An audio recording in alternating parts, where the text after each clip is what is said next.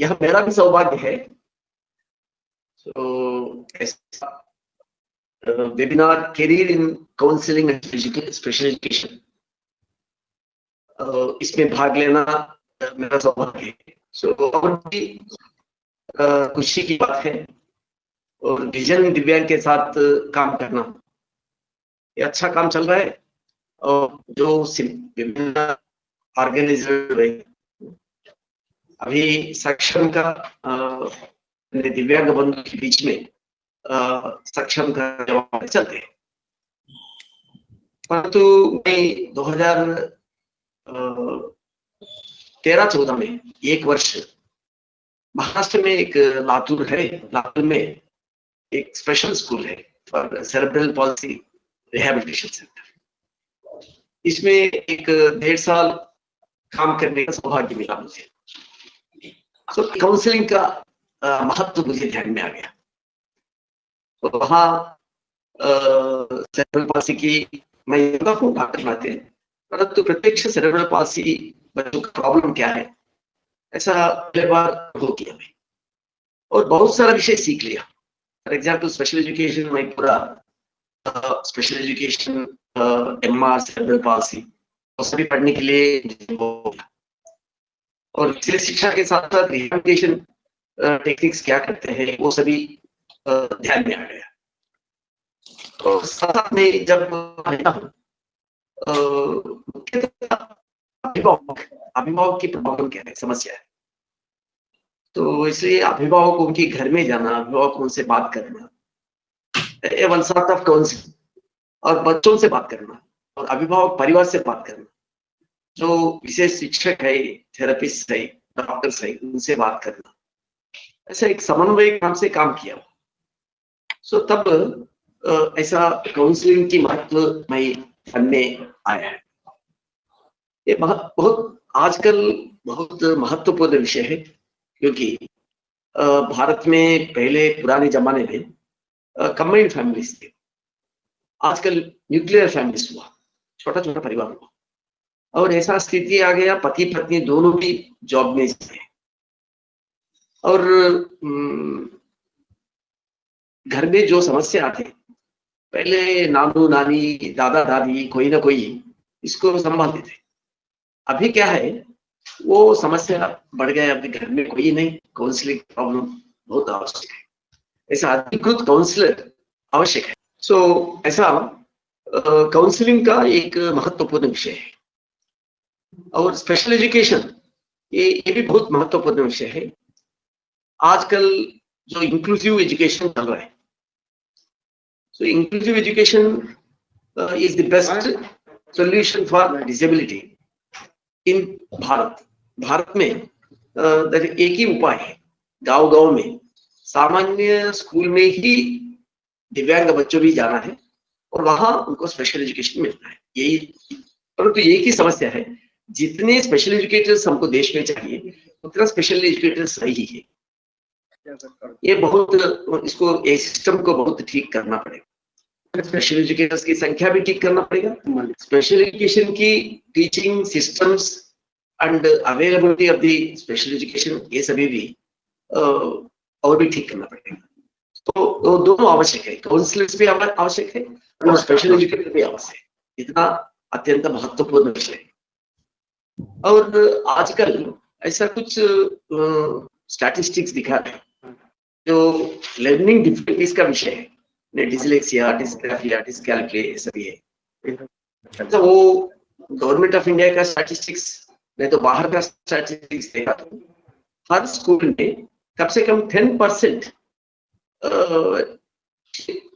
Children with learning difficulties, सो कोई ना कोई प्रॉब्लम है। सो मैं वहाँ जब ये लातूर में थे काम किया, एक विशेष बच्चों की स्कूल में, सेरेब्रल पॉल्सी बच्चों, परंतु मेरा निवास था एक निवासी विद्यालय में, सामान्य बच्चों का, लगभग 700 बच्चे थे, ज्यादा से ज्यादा वहाँ ग्रामीण वर्ग के बच्चे बहुत थे। सो वो निवास विद्यालय था।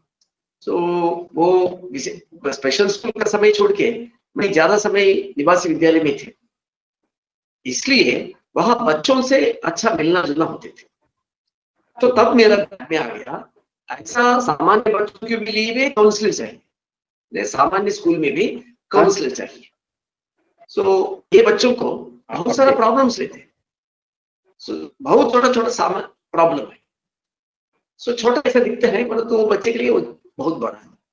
वो ठीक समय पर उनको काउंसलिंग दिया तो उनका मन को समाधान मिला तो वो पढ़ाई में ये एक मन से आगे जा सकते हैं। इसलिए सामान्य स्कूल में भी काउंसलर की आवश्यकता ज्यादा है, ऐसा मुझे लगता है।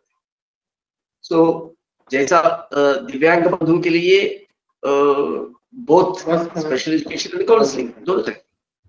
फॉर एग्जाम्पल दृष्टिबाधित है, दृष्टिबाधित ब्रेल से पढ़ते हैं। आजकल बहुत टेक्नोलॉजी बढ़ गई है, कंप्यूटर सॉफ्टवेयर, सो ये ई पब्लिकेशंस पढ़ते हैं सभी, नो प्रॉब्लम। परंतु जो परसेप्शन नहीं होने के कारण, पूरा दृश्य नहीं देखने के कारण मन में थोड़ा तनाव बढ़ते रहते, परसेप्शन एंड ओरिएंटेशन सभी नहीं रहते, और कम्युनिकेशन भी इतना ठीक नहीं होती इसके कारण मन में तनाव बढ़ते हैं। सो वहां भी काउंसलिंग चाहिए।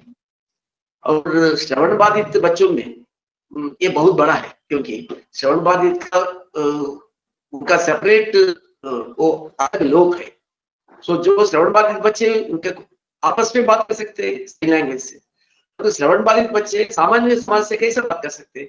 सामान्य लोगों को साइन लैंग्वेज मालूम नहीं, और जो हम बात करते हैं वो नहीं सुन सकते हैं। ये प्रॉब्लम है दोनों तरफ। इसलिए श्रवण बाधितों में कम्युनिकेशन प्रॉब्लम के कारण सफोकेशन होते हैं, वहां भी काउंसलिंग चाहिए।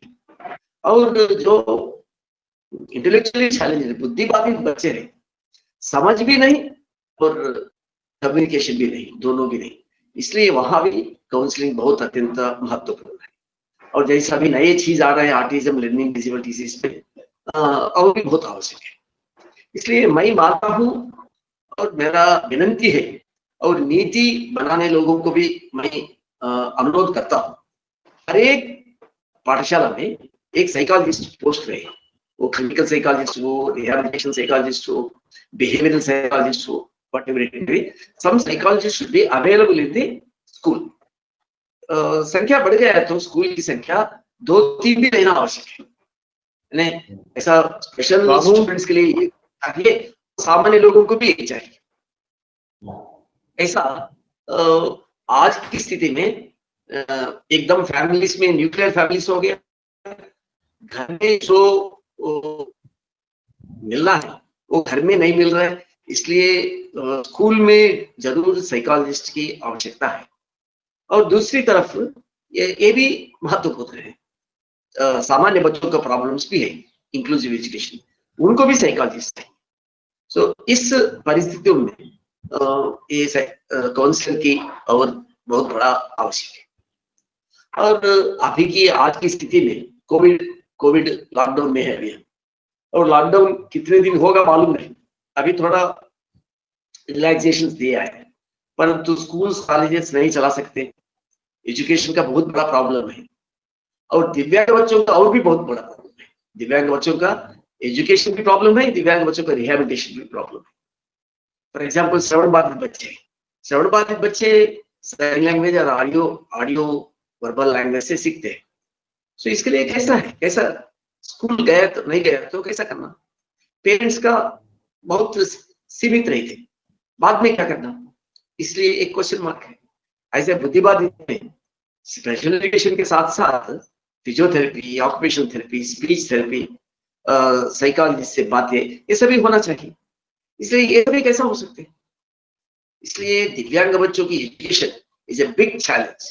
सामान्य बच्चों की एजुकेशन थोड़ा ऑनलाइन में चल रहे हैं, तो ऑनलाइन में कुछ हाँ, that is the only alternative, that is वही चल रहा है, परंतु ऑनलाइन में कुछ प्रॉब्लम्स भी है, इसलिए और क्या करना पड़ेगा, ये एक समस्या है ऑनलाइन में। सो इसलिए दिव्यांग बच्चों की एजुकेशन के बारे में अभी बहुत गंभीर प्रॉब्लम है। दिव्यांग बच्चों का रोजगार का प्रॉब्लम बहुत, ऐसा सामान्य लोग बेरोजगार हो गया, इकोनॉमी प्रॉब्लम है, दिव्यांग बंधु का और भी रोजगार का प्रॉब्लम है, परंतु इस वेबिनार्स के बाहर है वो विषय। हमारा मुख्यतः ये विषय आवश्यक है, इकोनॉमी के कारण भी, एजुकेशन के कारण भी जो दिव्यांग बंधु की घर में जो प्रॉब्लम समस्या पैदा होते हैं, वहां भी काउंसलिंग चाहिए। सो काउंसलिंग इज इंपॉर्टेंट रोल, क्योंकि मन में तनाव बनने के कारण होल दिव्यांग परिवार विल बी डिस्टर्ब। सो इसलिए काउंसलिंग भी होना चाहिए और उनको रास्ता दिखाना चाहिए। सो हमारा पुणे में एक प्रकल्प है श्रवण बाधित कॉक्लियर इम्प्लांटी बच्चों को भी वहां पढ़ाते हैं। सो वो ऐसा स्कूल है cochlea Pune, early detection and early intervention करते हैं, यानी 3 साल की आयु से कम बच्चे उनको वहां चयन करते हैं और लगभग 6 महीने से भी स्कूल में उनको प्रशिक्षण देने की स्थिति प्राप्त हुई। बहुतांश ने 40-50% स्पीच थेरेपी से नॉर्मल होते हैं, परंतु कुछ लोगों को कॉक्लियर इम्प्लांट सर्जरी करना पड़ते हैं, बाद में स्पीच थेरेपी देना पड़ता है। ऐसा वहां व्यवस्था है। लगभग 220 बच्चे हैं उस स्कूल में। अभी क्या करना, लगभग 3 महीने हो गया। ऐसा विषय है कॉक्लियर इम्प्लांट के बाद स्पीच थेरेपी नहीं दिया तो वो बच्चे भूल जाते हैं। वो निरंतर इंटरेक्शन के कारण, वो शब्द सुनने के कारण उनमें मेमोरी लाइव रहते हैं और जो अभ्यास चालू रखते हैं। जब ये अभी 3-4 महीने से बंद हो गया, उनका घर में प्रॉब्लम चल रहे हैं। आज मैं देखा वहां स्थिति बहुत अच्छा है। 220 बच्चों से वो स्कूल की टीचर्स डायरेक्टली कनेक्टेड है। So online audio verbal training दे रहा है, बहुत अच्छा है। एक बच्चों के लिए एक स्लॉट समय दिया है 45 मिनट्स ऐसा। सो 45 मिनट्स सिखाते हैं, बाकी इसका फॉलो घर में होते हैं, पेरेंट्स देखते हैं। इसके कारण उनका प्रशिक्षण, जो रिहेबिलिटेशन, जो स्पीच थेरेपी, जो स्पेशल एजुकेशन ये है, वो कंटिन्यूस है, चालू। ऐसा होना चाहिए। ऐसा ही दिव्यांग यानी बुद्धिबाधित बच्चों को भी, जो उनको फिजियोथेरेपी, ऑक्यूपेशनल थेरेपी जो चाहिए, वो भी एक अच्छा बाई वीकली और वीकली असेसमेंट होना है। इसके अनुसार जो उनको 2 डायरेक्शन देना है, पीटी ओटी, वो देना पड़ेगा। ऐसा ही स्पेशल एजुकेशन में एक विषय सीखने में उनको समय लगते हैं। तो ऐसा इसके अनुसार ऑनलाइन हम अभिभावक के साथ, अभिभावक और विद्यार्थी, सो दोनों को ऐसा हम एक ऑनलाइन प्रशिक्षण दे सकते हैं। इसलिए आज की कोविड की सिचुएशन में हम दिव्यांग बंधु बच्चों के लिए, दिव्यांग विद्यार्थियों के लिए, अभिभावकों के लिए तो ये ऑनलाइन काउंसलिंग विशेष शिक्षा देना अत्यंत महत्वपूर्ण है। ऐसा कुछ प्रकल्पों में चल रहा है। ऐसा मैं मानता हूँ सभी प्रकल्पों में और सरकार के माध्यम से जो स्कूल चलते हैं वहां भी होना आवश्यक है। और इस विषय में जो विजन दिव्यांग और काउंसलर्स के विषय में मुकेश जी का काम बहुत बढ़िया है, बहुत आवश्यक भी है, बहुत महत्वपूर्ण है इस अवसर पर। सो मैं और एक बार इस विषय को जोर देना, इसको गति बढ़ाने के लिए मैं सभी से अनुरोध करता हूं और मुझे ये अवसर दिया आपसे मेरा भावना उनको शेयर करने के लिए।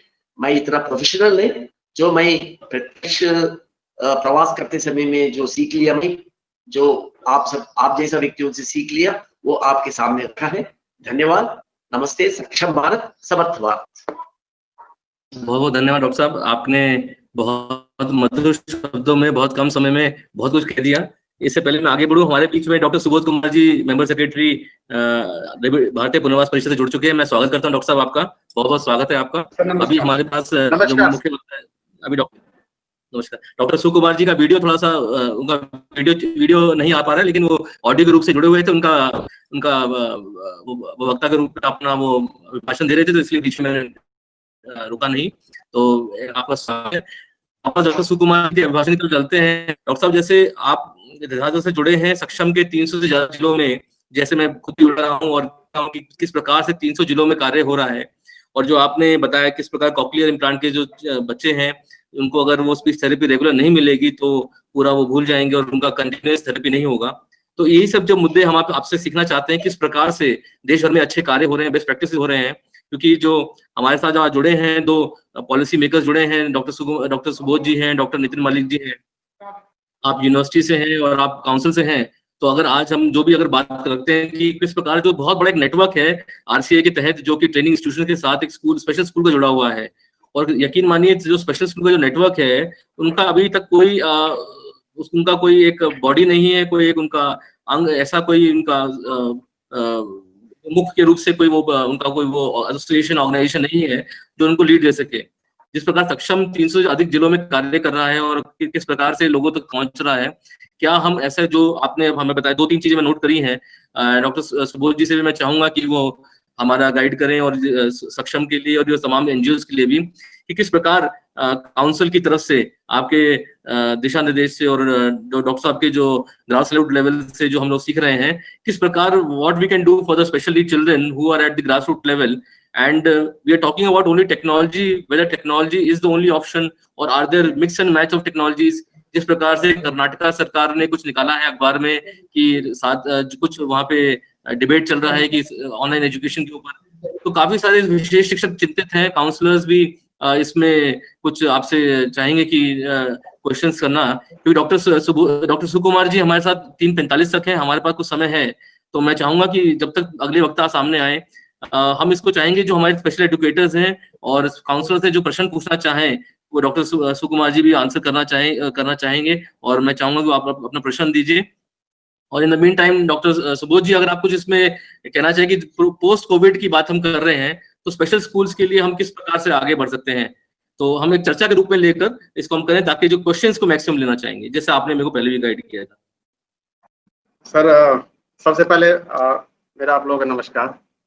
और श्री कुमार जी को हम लोग देख नहीं पा रहे हैं, शायद उनका वीडियो काम नहीं कर रहा है। मेरी आवाज आ रही है सर? सुबोध जी नमस्कार। नमस्कार, आपको हम देख नहीं पा रहे, आपके दर्शन नहीं हो पा रहे हैं। नेट का प्रॉब्लम कुछ है, अभी तक दिखते थे, नेट का प्रॉब्लम है। अच्छा, नेट का प्रॉब्लम है, ठीक है सर।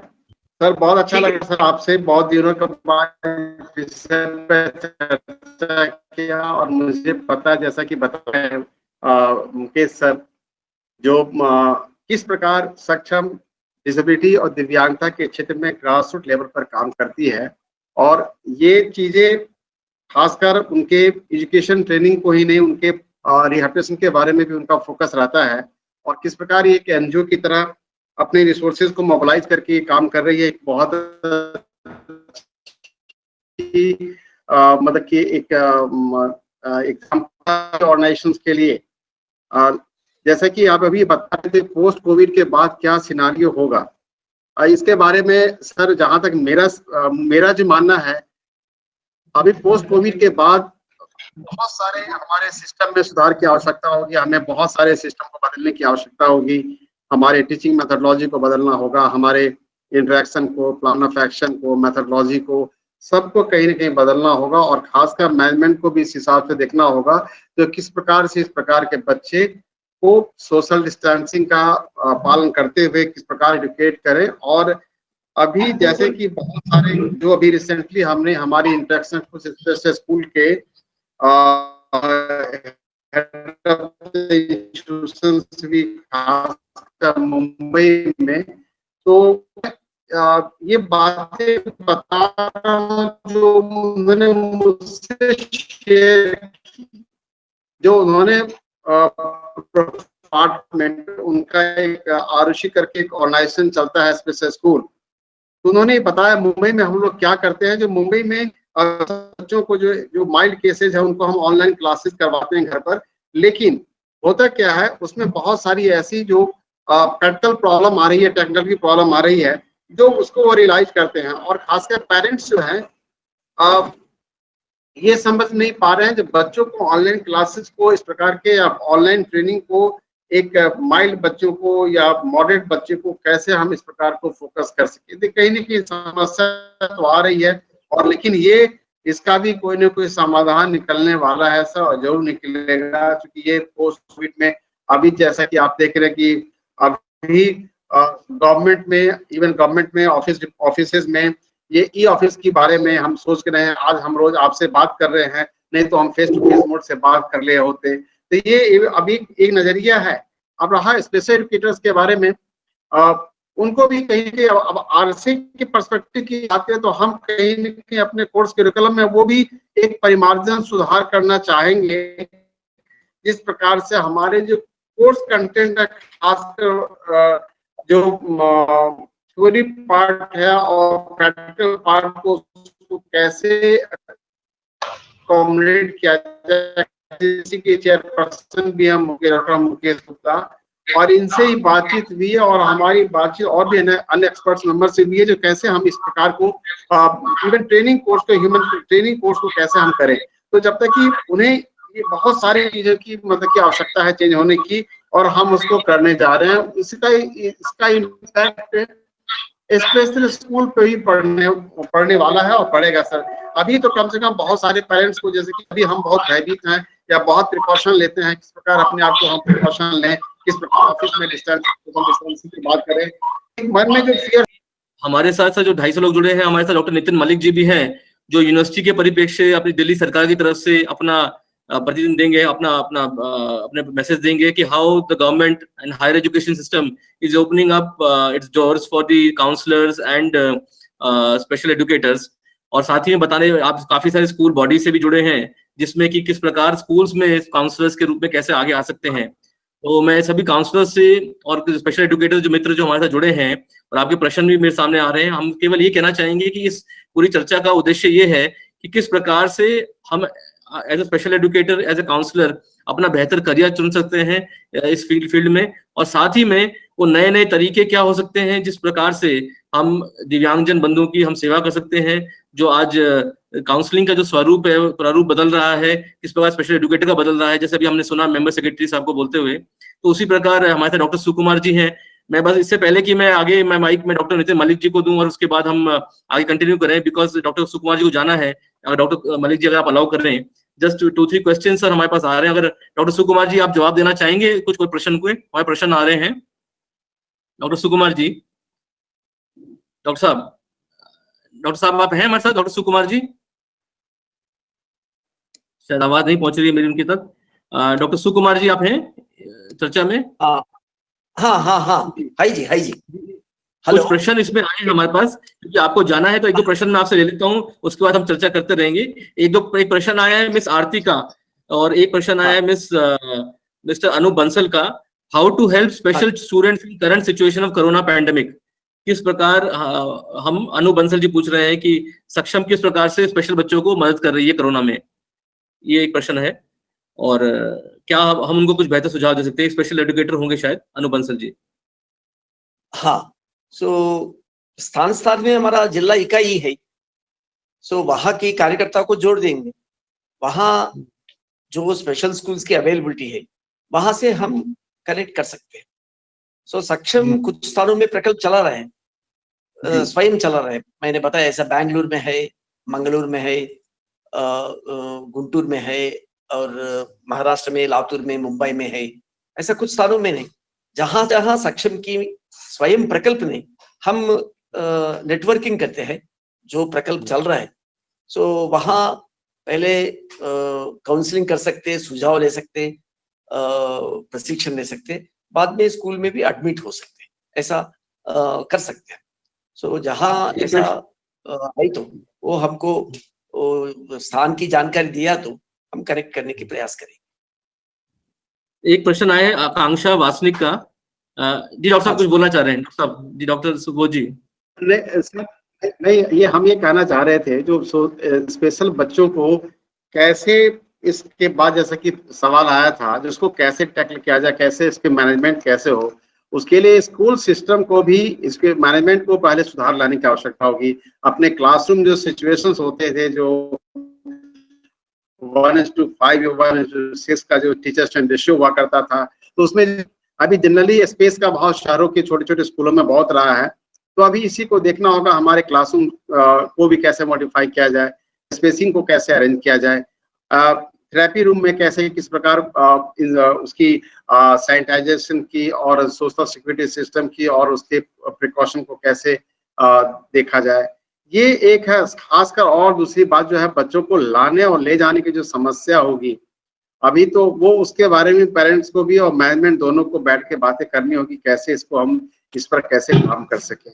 ये बहुत ही इंपॉर्टेंट चीज है, खासकर जो हम तो, क्योंकि हमारे खासकर मैं ये बताना चाहूंगा, पीपल इम्पैक्ट की बात करें या स्पेशल आईडी की बात करें, सीटी की बात करें, यहाँ पर कहीं ना कहीं उनकी जो कॉग्निटिव इश्यूज होते हैं उसके चलते हमें उनको टैकल करने के लिए स्पेशल केयर गिवर्स की भी आवश्यकता होगी। जो एक सब केयर गिवर्स के भी क्लासरूम में पहले से अपेक्षा, अगर एक क्लास टीचर्स होते थे स्पेशल एजुकेटर, अब हमें एक असिस्टेंट या केयर गिवर की आवश्यकता होगी जो बच्चों को खास प्रिकॉशंस लेने में मदद करे, क्योंकि बच्चों को इसका एहसास तो होता नहीं है।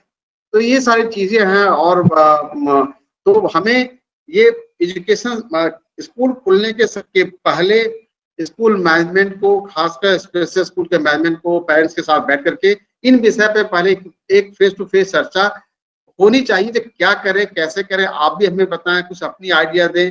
जब तक एक ब्रेन स्टॉर्मिंग सेशन नहीं होगा दोनों के बीच में, हम अपनी ओर से कुछ भी कहना जो है वन वे कम्युनिकेशन उचित नहीं होगा। मेरा यही मानना है, मेरा मानना। Thank you. Doctor Nitin Malik ji, आप कुछ कहना चाहेंगे? आप कैसे सर्व कर रहे हैं पीडब्ल्यूडी? जी मुकेश जी, मैं बोलना ही चाह रहा था क्योंकि डॉक्टर सुकुमार जी को जाना भी है और समय का उनको और भी कार्य करने हैं, तो मैं बीच में बोलने ही लगा था कि ये प्रश्न जो आंसर्स हैं ये हम लोग बाद में अगर डिस्कस कर पाए।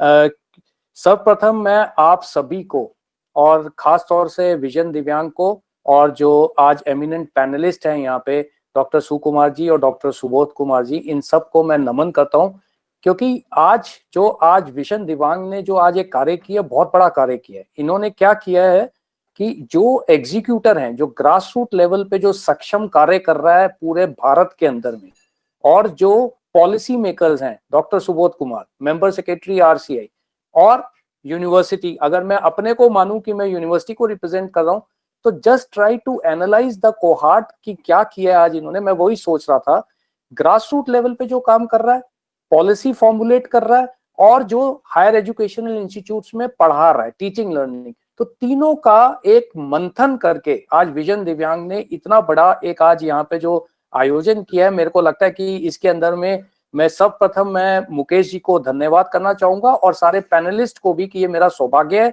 कि आज मैं आप सबके साथ में यहाँ पे इस मेजर विषय पे, जहाँ पे हम सामान्य की बात करते हैं, जब हम असामान्य परिस्थितियों में है, जब हम डिफिकल्ट सिचुएशन में है, डिफिकल्ट कंडीशन में है, वहां हम इस विषय के अंदर में चर्चा कर रहे हैं। और इस चर्चा से वास्तव में ही अनेक हमारे जो काउंसलर्स हैं, स्पेशल एजुकेटर्स हैं, और इवन हमारे पेरेंट्स और स्टूडेंट्स, इन सभी को इससे लाभान्वित होंगे।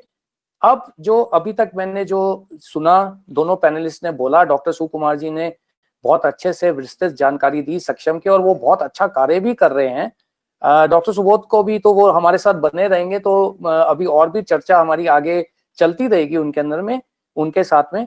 लेकिन डॉक्टर सुकुमार की दो बातें मेरे को बहुत अच्छी लगी, एज अ एजुकेशनिस्ट कह लीजिए या एज अ यूनिवर्सिटी एडमिनिस्ट्रेटर कह लीजिए। उन्होंने दो चीजें जो बताई, एक बताया उन्होंने कि इंक्लूसिव एजुकेशन जो है it is very important factor, और सारे स्कूल्स के अंदर में इंक्लूसिव एजुकेशन होना चाहिए, और एजुकेटर्स भी होने चाहिए। स्पेशल एजुकेटर्स का रोल और काउंसलर का रोल्स उन्होंने बहुत ही अच्छे तरीके से सारे स्कूल्स के लिए बताया। यहाँ पे मैं थोड़ा सा और इसको और विस्तृत करना चाहूंगा। अगर डॉक्टर सुकुमार जी हमारे साथ बने हुए हैं तो मेरी एक उनसे बहुत ही विस्तृत निवेदन है, it is a humble request. Doctor Sukumar, अगर आप हैं यहाँ पे, if you are able to hear me? हाँ जी, I'm here and I'm able to hear. It is my humble request, specifically for the people in the universities, and when they are teaching when they are teaching and learning at the higher educational institutes, हम लोग जितना भी हमारे जो faculty है classrooms के अंदर में जब पढ़ाती है about the special education, about the counselling, about the different person with disabilities, या आप दिव्यांग के बारे में कहिए या आप नॉर्मल सामान्य स्टूडेंट्स के बारे में कहिए, वो पढ़ाई लिखाई तब भी वैल्यूएबल हो सकती है जब हम उसको इंटरलिंक कर सकें, इंटरकनेक्ट कर सकें प्रैक्टिकलिटी के रूप में। और मेरा ये मानना है कि सक्षम इतनी बड़ी संस्था है जिसका कि 300 जिले के अंदर में और more than 300 plus, if I am not wrong, you are working all across the country.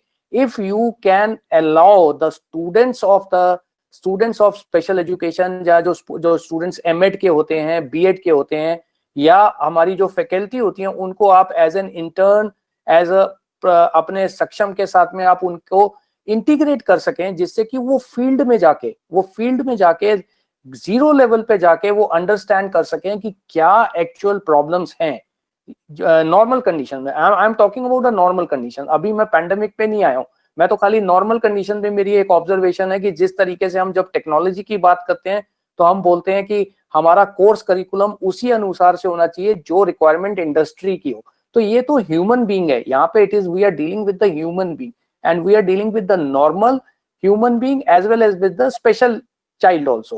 So what is the requirement that we can learn only and only when we are integrated at the grassroots level with the work of the organizations like Saksham जो आप कर रहे हैं, जिससे कि उसी के अनुसार हम अपने कोर्स करिकुलम के अंदर में चेंजेस कर सकें, RCI भी उसको उस तरीके से मॉडिफाई कर सके. बहुत अच्छी बात कही डॉक्टर सुबोध कुमार ने कि हमें एक बहुत बड़ी चर्चा की जरूरत है जिसमें अभिभावक भी हों, जिसके अंदर में हमारे स्पेशल एजुकेटर भी हों, जिसमें हमारे पास में डॉक्टर सुकुमार जैसे विशेषज्ञ भी हों, जिसके अंदर में सारे लोग और मुकेश जी जैसे लोग हों, जिसके अंदर में हम लोग बैठ के सब चर्चा करें कि एक्चुअल रिक्वायरमेंट क्या है. खाली डिग्री लेने से, B.Ed स्पेशल एजुकेशन प्राप्त करने से या B.Ed प्राप्त करने से या M.Ed प्राप्त करने से या MA साइकोलॉजी प्राप्त करने से मैं काउंसलर नहीं बन सकता और ना ही मैं उसके अंदर में अच्छे से कार्य कर सकता हूँ. अगर बिल्कुल इसको काउंसलिंग को और स्पेशल एजुकेशन के बारे में मुझे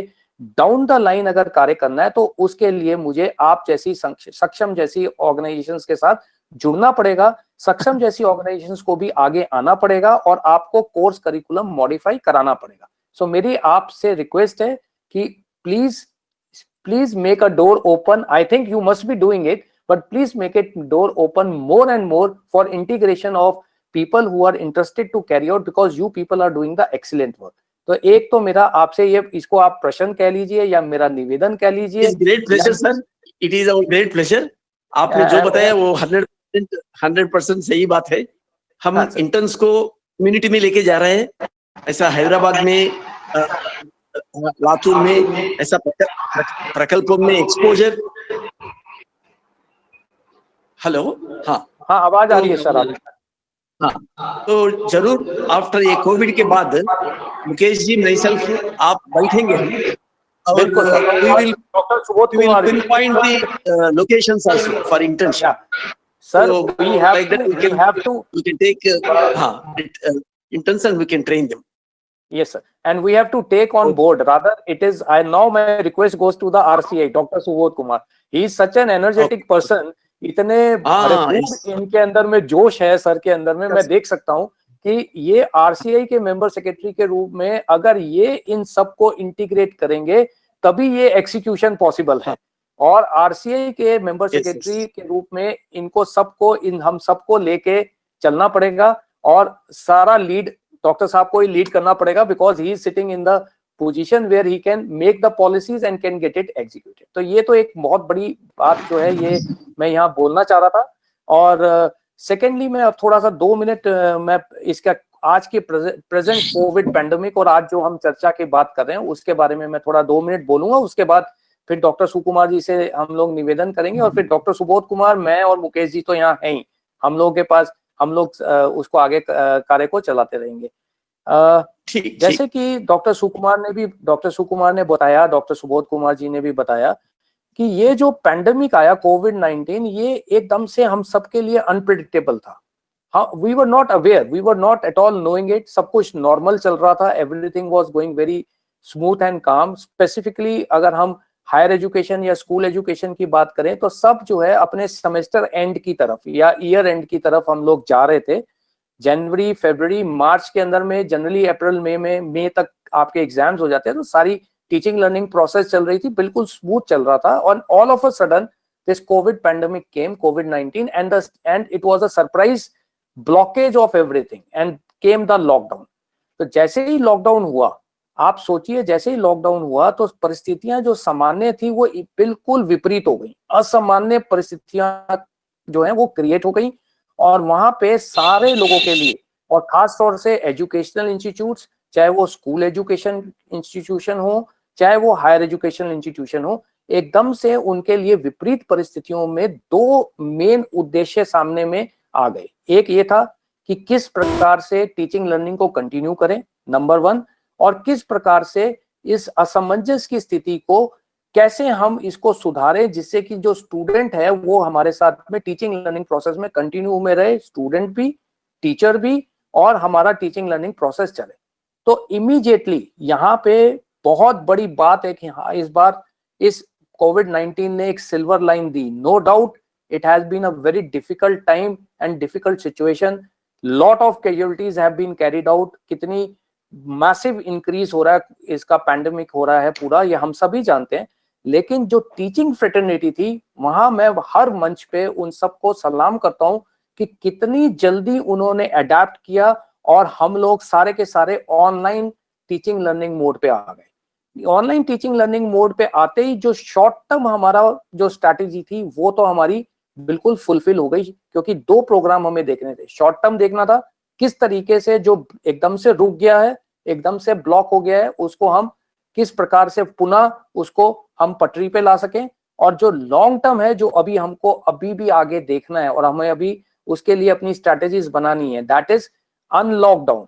स्थिति अभी सामान्य नहीं है, दिल्ली महाराष्ट्र आज भी बिल्कुल वॉल्केनो पे बैठा है, it is a massive increase which is going on, और आगे क्या होगा वो भी हमें पता नहीं है। लेकिन शॉर्ट टर्म स्ट्रैटेजीज में जो हमने ऑनलाइन टीचिंग लर्निंग किया डिफरेंट टूल्स के साथ, डिफरेंट टेक्नोलॉजीज के साथ, वहां पे जो रोल आया, रोल काउंसलर का, रोल स्पेशल एजुकेटर का, रोल टीचर का, तीनों का अलग अलग आया। नॉर्मल सिचुएशन में भी जो बिल्कुल अगर मैं उसको बायोलॉजिकली डिफाइन करूं, जिसको कि नॉर्मेलिसी बोलते हैं, उसमें भी जो आम सामान्य छात्र था उसके अंदर भी इनसिक्योरिटीज पैदा हो गई कि मेरे करियर का क्या होगा, मेरी क्लासेस का क्या होगा, मेरे एग्जामिनेशन का क्या होगा, मेरा कॉलेज कब खुलेगा, मेरा स्कूल कब जाना होगा। वो सारी psychology imbalances, mental imbalances along with lockdown परिस्थितियां, घर के अंदर में बंद होना, घर के बाहर नहीं जा पाना, सारी चीज अपने दोस्तों से नहीं मिल पाना, आप बाहर नहीं जा सकते, वो सारे मेंटल इम्बैलेंसेस करके जो मेंटल आपकी साइकोलॉजी बनी, वहां रोल आया साइकोलॉजिस्ट का। तो कोविड-19 ने हमको एक बहुत बड़ी चीज, मैं तो सिल्वर लाइन मानता हूं कोविड-19 को, हर चीज के अंदर में, अगर मेरे को आप अन्यथा ना समझें, कोविड-19 ने हमें एक सिल्वर लाइन जरूर दिया है। सरकार ने कितनी कोशिश करी कि हम ऑनलाइन टीचिंग वर्चुअल मोड पे हम कोर्स को इंटीग्रेट करें, लेकिन कोविड-19 ने हमको अडेप्टेशन में सिखा दिया। वो बोलते हैं ना थ्योरी ऑफ नेचुरल सिलेक्शन, कि सर्वाइवल करना है तो अपने आप ही चीजें आती हैं, तो हमें अपने आप आई, सारे के सारे मोड पे चेंज हुए। और साइकोलॉजिस्ट का रोल वहां पूरी सोसाइटी को, पूरे समाज को समझ में आ गया कि कितना बड़ा रोल साइकोलॉजिस्ट का है to make the mental balances आपके लाइफस्टाइल के अंदर में, आपके मेंटल फ्रेमवर्क के अंदर में साइकोलॉजिस्ट का क्या रोल है इन विपरीत परिस्थितियों में, असामान्य परिस्थितियों में जब आप इस तरीके से आप डाल दिए जाते तो किस प्रकार आपको उन परिस्थितियों का सामना करना है। तो ये तो रोल था एक काउंसलर का, जो इसलिए काउंसलिंग का career is very important. And specifically now I am coming to the कोविड-19 pandemic for the special educator. बिल्कुल सही बोला डॉक्टर सुकुमार जी ने भी और डॉक्टर सुबोध कुमार ने भी, कि जो हमने आरसीआई भी अगर ये सोच रहा है कि हमको अपने कोर्स करिकुलम में चेंजेस लाने पड़ेंगे, हमें ट्रेनिंग प्रोग्राम में चेंजेस लाने पड़ेंगे कि किस प्रकार से हम अपने फैकल्टी को या स्पेशल एजुकेटर्स को ट्रेन करें कि वो ऑनलाइन टेक्नोलॉजी के साथ ब्लेंड करके, मैं बार बार बोल रहा हूं ब्लेंड करके, ब्लेंड मतलब आप जब परिस्थितियां नॉर्मल हो जाएं तब भी हमें क्लासरूम टीचिंग के साथ, आप क्लासरूम में अंदर में पढ़ाने के साथ साथ में हमको ऑनलाइन टूल्स, हमें टेक्नोलॉजी का उपयोग करके, दोनों का उपयोग करके हमको किस प्रकार से हमें एक स्पेशल एजुकेटर के रूप में कार्य करना है, वो भी उतना ही महत्वपूर्ण है जितना अभी कोविड-19 पैंडेमिक के अंतर्गत है। तो ये 2 चीजें बोल के मैं अभी यहाँ पे अपने को अभी यहाँ विराम कर रहा हूँ, क्योंकि डॉक्टर सुकुमार जी को भी हमने आगे सुनना है। तो मुकेश जी, ये 2 चीजें अभी मैं यहाँ बोलना चाह रहा था, और इसके बाद आगे भी हमारी चर्चा शायद चलती रहेगी। अब थोड़ा डॉक्टर सुकुमार साहब से भी हम लोग और इनका उनकी वाणी सुन लेते हैं, क्योंकि उन्होंने बिल्कुल ग्रास रूट पे काम किया है। तो उनके जो वचन होंगे, जो उनकी जो वाणी होगी, वो हमारे लिए बहुत उपयोगी होगी, डॉक्टर सुबोध के लिए भी और खासतौर से यूनिवर्सिटी एडमिनिस्ट्रेटर के रूप में भी। आप डॉक्टर साहब चर्चा करें और अपना अपना जाते जाते अपना वाक्य देते जाएं, तो आशीर्वाद देते जाएं। तो डॉक्टर सुकुमार जी। हाँ मुकेश जी। तो प्रश्न आया है कि हाउ कैन वी ज्वाइन सक्षम, हाउ कैन यू ज्वाइन सक्षम टीम। और दो छात्रों ने प्रश्न पूछा है, दो वर्कर ने। हाँ सर, मैंने तो डॉक्टर सुकुमार जी, मैंने बॉल रोल कर दी है कि सक्षम के साथ जुड़ना आरसीआई के लिए भी बहुत इंपॉर्टेंट है और एजुकेटर्स के लिए भी बहुत इंपॉर्टेंट है। ये आपका सहयोग, आपका आपसे सहभाग अब कर रहे हैं ऑलरेडी। सक्षम इज विद आरसीआई। या सर। तो सो ऐसा है, सक्षम में सभी सेवाभावी बंधुओं को स्वागत है। और ऐसा आप सक्षम सेवा एक वेबसाइट है और वेबसाइट मुकेश जी के माध्यम से मिलते हैं। आप जो सक्षम में ज्वाइन होना ऐसा इच्छा है, आप जरूर मुकेश जी से बात करें। मुकेश जी भी हमारा आत्मीय कार्यकर्ता है सक्षम में, और आप मुकेश जी के माध्यम से भी जोड़ सकते हैं। जहां जहां आप है वहां इकाई से जोड़ के काम कर सकते। और जो इंटर्नशिप की बात आई, जो हमारा वाइस चांसलर जी ने बताया, वो जरूर हम करेंगे। सो इंटर्नशिप को हम इसको पूरा योजना करेंगे, उनको पूरा लाभ मिलने के लिए, उनको मोटिवेट करने के लिए हम प्रयास करेंगे। और आखिर की बात, तो जो क्लासरूम्स को इक्विप करने की बात है, तो ये हमारा भारत में ये अभी बहुत सोचने का विषय है। सो सामान्य क्लासरूम अभी इंक्लूसिव नहीं है। जो इंक्लूसिव एजुकेशन बन गया 2016 एक्ट में भी आ गया। सो 2000 से सर्व शिक्षा अभियान से जुड़ने के बाद इंक्लूसिव एजुकेशन का बात चल रहा है, परंतु सभी सामान्य क्लासरूम इंक्लूसिव बनने में अभी भी इतना सफल नहीं है। और इंक्लूसिव के साथ साथ टेली कम्युनिकेशन के बारे में सोचना है तो और भी थोड़ा कठिन बात है। ठीक है, हम सोचना ही पड़ेगा। जैसा आपने बताया, कोविड सिल्वर लाइनिंग है ये। सो इसको लेके हम जरूर सीखने का विषय है, और इम्प्लीमेंटेशन के बारे में हम सोचना पड़ेगा। हम पॉजिटिव, सकारात्मक भी है, जरूर हम करेंगे ये विषय में। सो एज एन एनजीओ, जो ग्राउंड लेवल पे जो आपको सहयोग चाहिए, अंबेडकर यूनिवर्सिटी को नहीं तो आरसीआई को, कहा भी सक्षम एक सेवा संगठन है। विनम्रता से सक्षम आपसे साथ में काम करने के लिए मैं जरूर हम प्रयास करेंगे, और आपका भी आशीर्वाद चाहिए सक्षम को। धन्यवाद मुकेश जी, मैं छुट्टी लूंगा।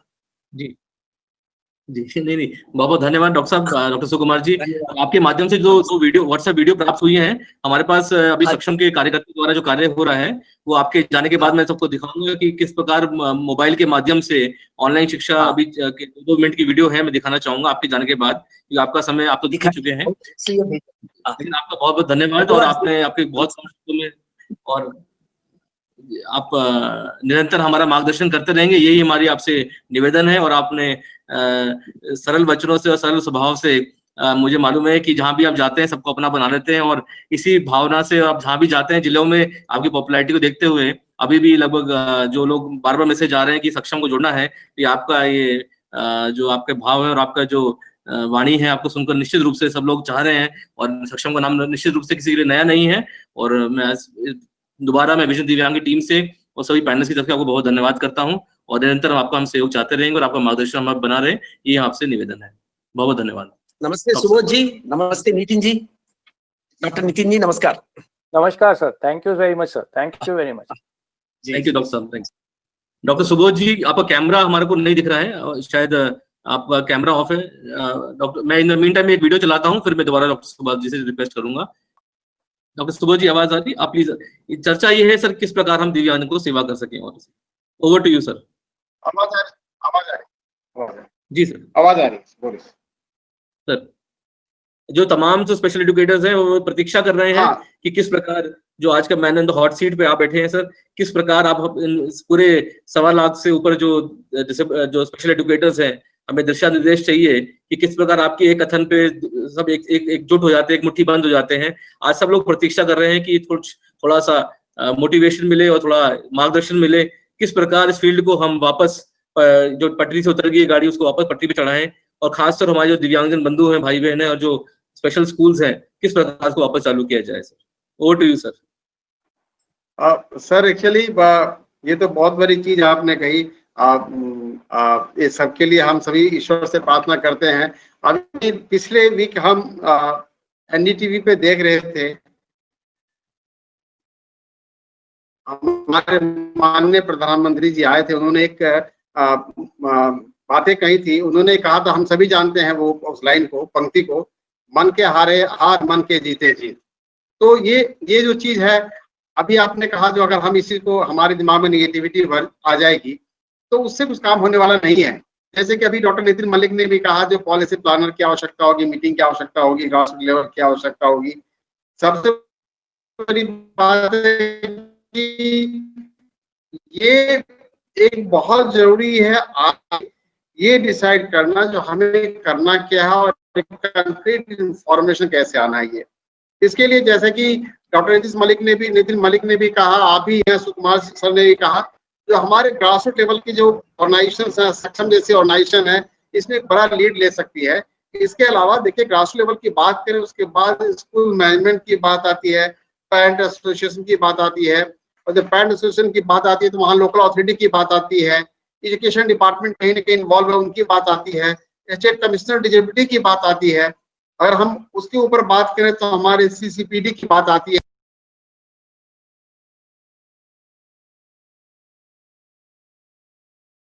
जी लगता है जी, उसमें नेशनल, इन सब के साथ ही बैठ करके हमें ये सोचना होगा कि आप नई पॉलिसी बनाने में, खासकर स्कूल खुलने पर बच्चों के लिए ही नहीं, इन सब से बातें खुल के आएगी। पेरेंट्स क्या चाहते हैं, वो क्या फेस कर रहे हैं, टीचर क्या फेस कर, स्कूल क्या फेस कर रही है, टीचर क्या फेस कर रहे हैं, उनकी क्या लिमिटेशंस हैं, ये उनकी आज के वेजेस की बात करें, कहीं ना कहीं जितने भी स्पेशल स्कूल्स हैं, जो एनजीओज हैं, कहीं ना कहीं फाइनेंशियल क्राइसिस में भी, बहुत फाइनेंशियल क्राइसिस में हैं, और उनके सामने भी बहुत बड़ी समस्या आ गई है। कैसे हम अपने टीचर्स को, स्टाफ को कैसे भी उनको हम पे करें।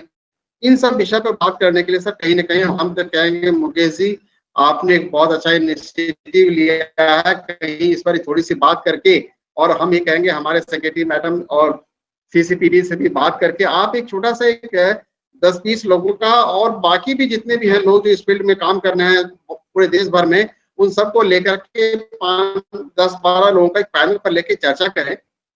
वो क्या चाहते हैं, वो अल्टीमेटली हम क्या चाहते हैं, ये तो सर हमें पता है, लेकिन बाकी सब आखिर में स्टेट कमिश्नर डिसेबिलिटी का भी रोल है, बड़ा इंपॉर्टेंट रोल है। वो वैसे नहीं बैठ सकते हैं, उनको भी कहीं ना कहीं वो देना होगा। हम क्या कर सकते हैं, सरकार क्या कर सकती है, अपने अपने स्टेट में इस प्रकार के स्पेशल फील्ड को कैसे प्रमोट किया जाए इस कोविड-19 के सिचुएशन में, वहां पर भी उनको आवश्यकता होगी सर। जहां पर वहां पे कुछ वित्तीय सहायता की बात आती है तो उनको भी इस चीज को सोचना होगा। अब वो पहले की सिचुएशन नहीं रही। अब जैसे कहा, आपने कहा टीच वन रीच वन, ये पॉलिसी कहा, ये पॉलिसी सर बहुत अच्छी है, लेकिन आजकल के दिन में लोगों को भी, ये पेरेंट्स को, टीचर्स को भी मोटिवेट करना होगा, खासकर टीचर्स को भी, पेरेंट्स को भी ये जानना होगा कि हमारे पास जो बाहर लोग हैं पढ़ाने के लिए भी बच्चे को, टीचर्स को या काउंसलिंग करने आ रहे हैं, जो सिचुएशन सोशल डिस्टेंसिंग का क्या।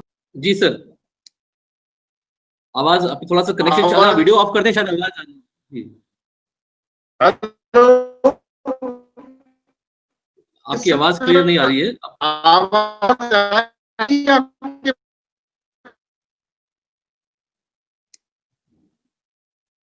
जी सर,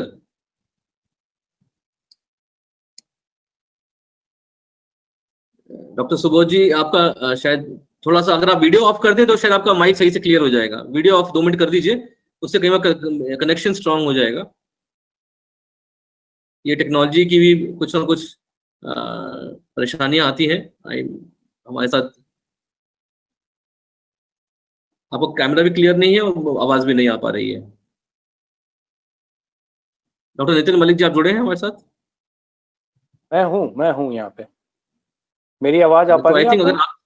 अगर आपकी आवाज क्लियर है, तो अगर आप इसमें, मैं चाहूंगा निवेदन करूंगा कि आप यहाँ से आगे लें कि किस प्रकार से काउंसलर्स को और स्पेशल एजुकेटर्स के लिए उच्च शिक्षा में उनके लिए क्या अवसर है, क्या उनको निराश होने की जरूरत है, क्या कई नए नए मार्ग खुल रहे हैं, इनोवेशन का कितना स्थान है, इम्प्रोवाइजेशन का कितना स्थान है, और कैसे मिलकर हम सब लोग इस प्रेजेंट इस आपदा में कैसे हम कार्य कर सकते हैं। Over to you sir.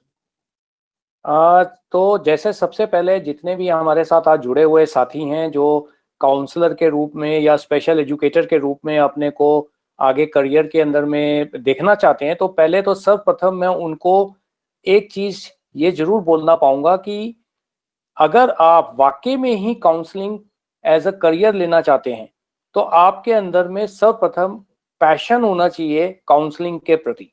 खाली इसको एज अ करियर गोल मत बनाइएगा। Please do not take this career only to earn your livelihood. जब तक आपके पास में पैशन नहीं होगा तब तक आप इस करियर के प्रति अपने आप को संपूर्ण रूप से कार्यरत नहीं कर पाएंगे। ये बहुत ही महत्वपूर्ण करियर है काउंसलर। काउंसलर का समाज में क्या रोल है, क्या योगदान है, चाहे वो सामान्य परिस्थिति हो या जिस तरीके से अभी हम कोविड-19 की असामान्य परिस्थितियों में हैं, ये आपने खुद ही जान लिया होगा, आपको सबको मालूम चल गया होगा।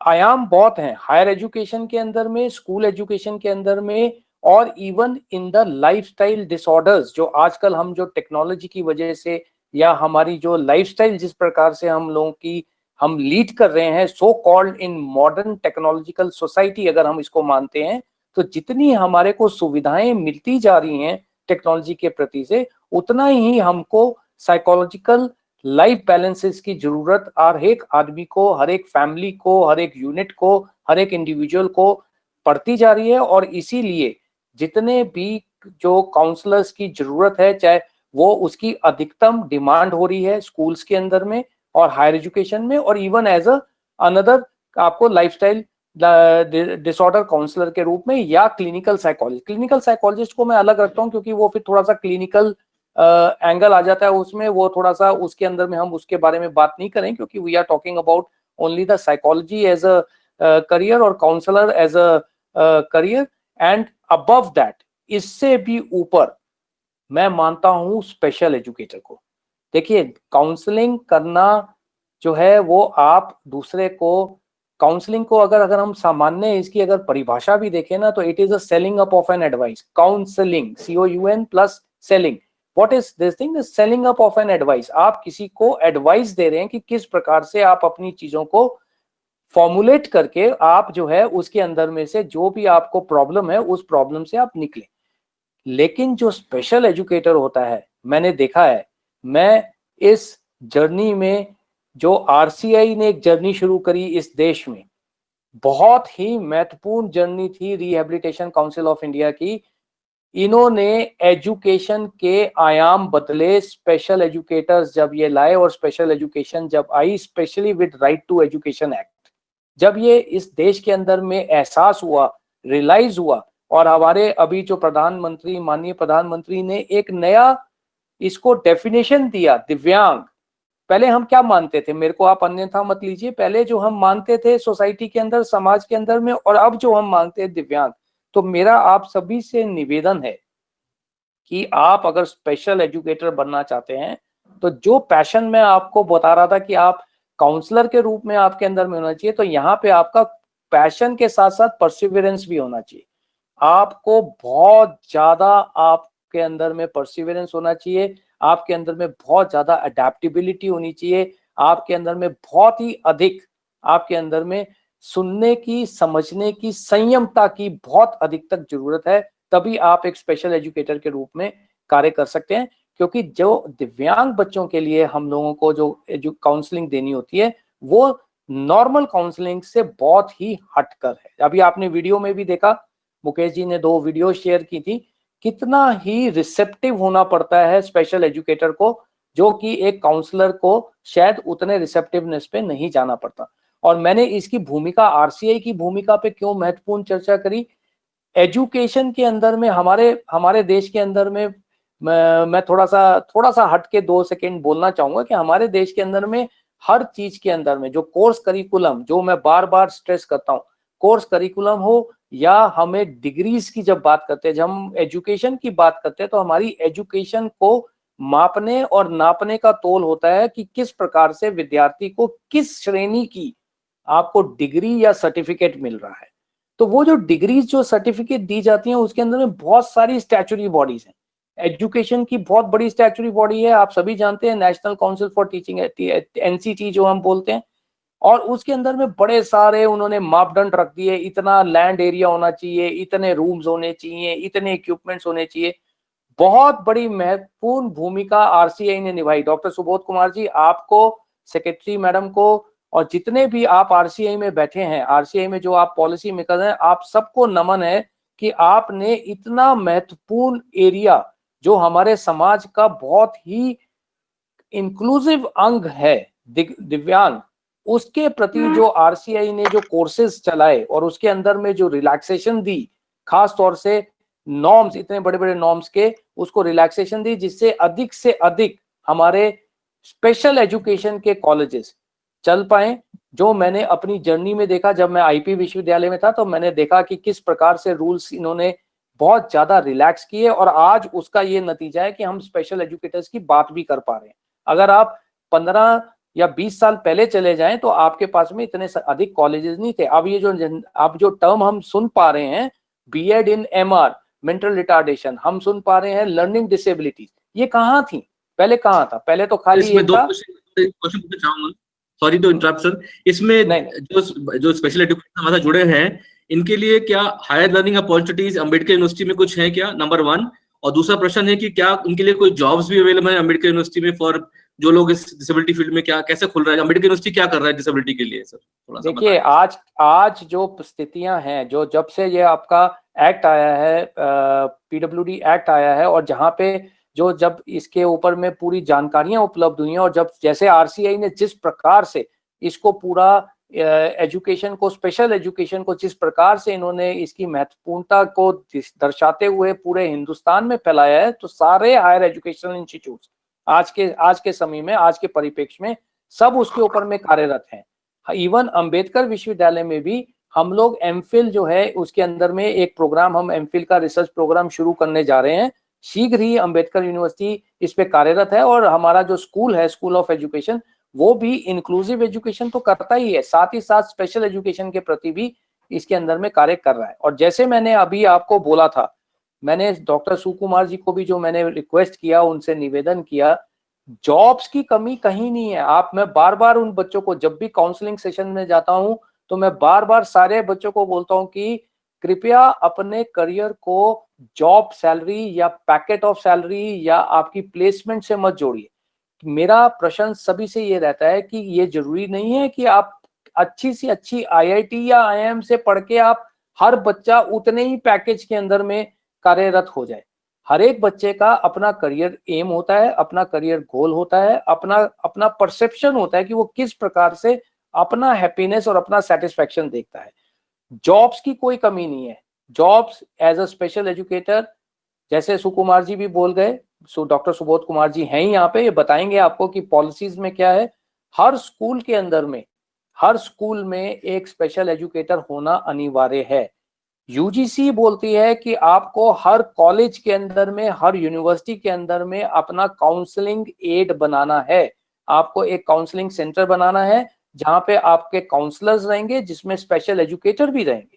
तो जॉब्स की तो बहुत बहुत हमें अच्छे एजुकेटर, स्पेशल एजुकेटर और काउंसलर्स की बहुत अति आवश्यकता है इस देश के अंदर में, और उनको ना खाली जुड़ने की जरूरत है। हाँ, जैसे फाइनेंसिस की बात आई, तो ये ज्ञानता हम सभी को मिलकर फैलानी है। और अब बहुत से मल्टीनेशनल भी, जो under CSR, corporate social responsibility के अंतर्गत, बहुत से मल्टीनेशनल कंपनीज भी इसके साथ जुड़ रही हैं, जहां पे आपको ये इंक्लूसिव एजुकेशन, या आपको स्पेशल एजुकेशन, या आपको इवन काउंसलर और काउंसलिंग के लिए भी आपको इसके अंदर में बढ़ावा मिल रहा है।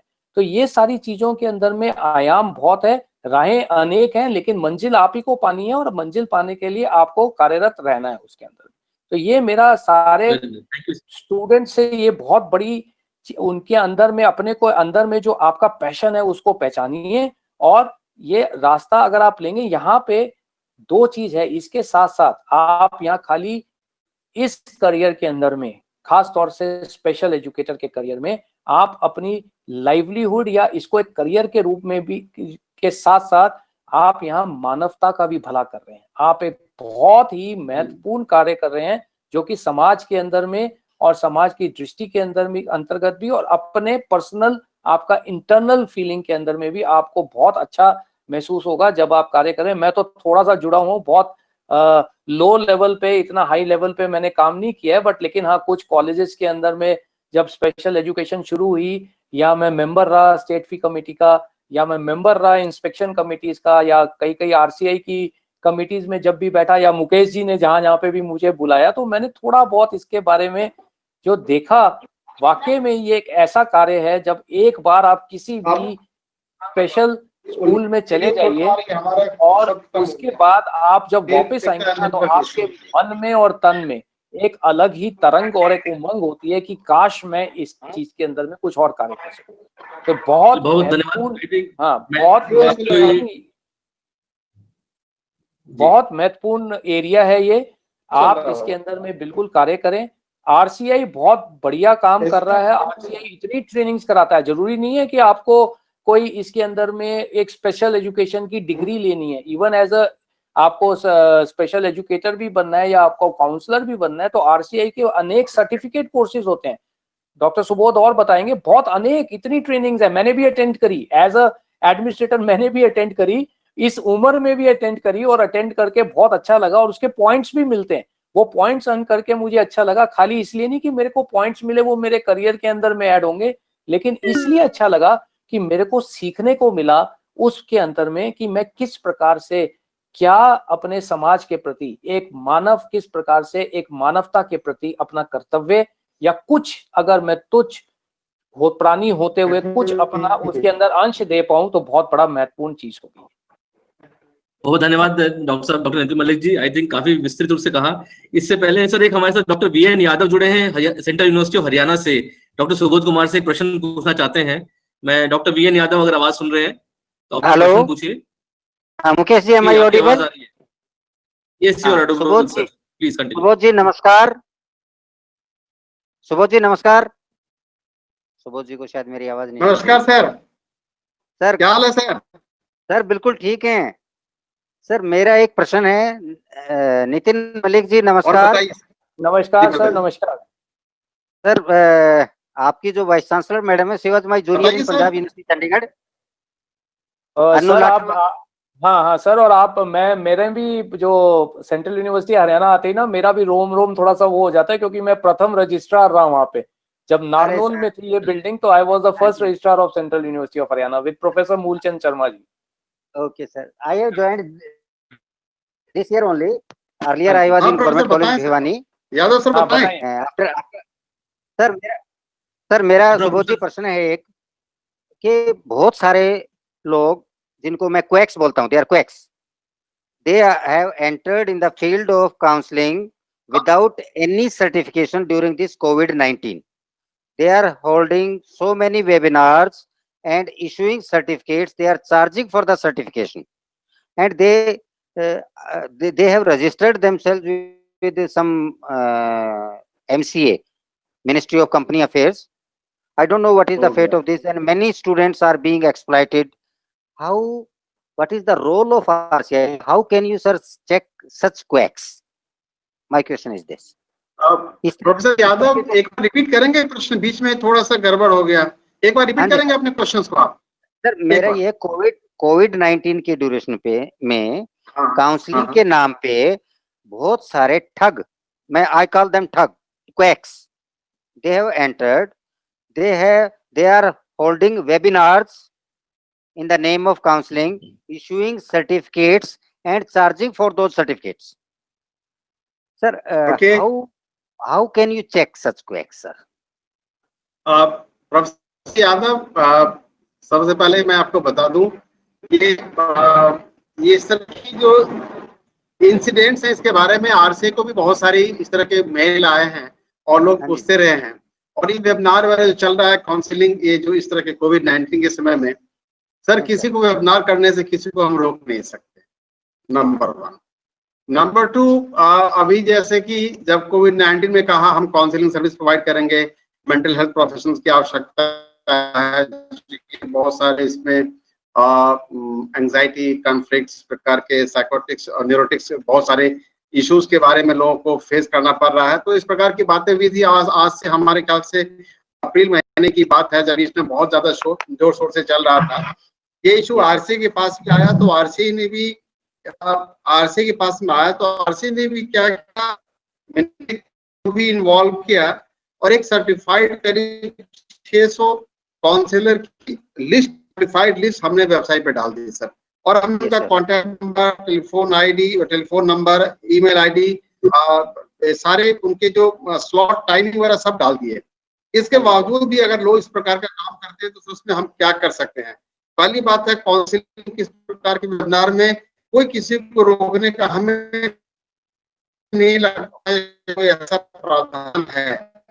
सर्टिफिकेशन हम कोर्स हमें पता है, डिजेबल्ड बच्चों के साथ में डील नहीं कर रहे हैं। आवाज नहीं आपकी आवाज फिर से कट रही है। आवाज, your voice is breaking sir, your voice ये जाते हैं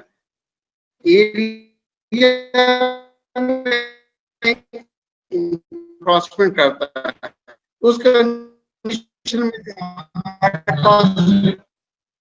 डॉक्टर सुबोध जी, आपकी आवाज क्लियर नहीं। हाँ, सुबह वो चांद के प्याले में फिर भी सपने कर दिखा।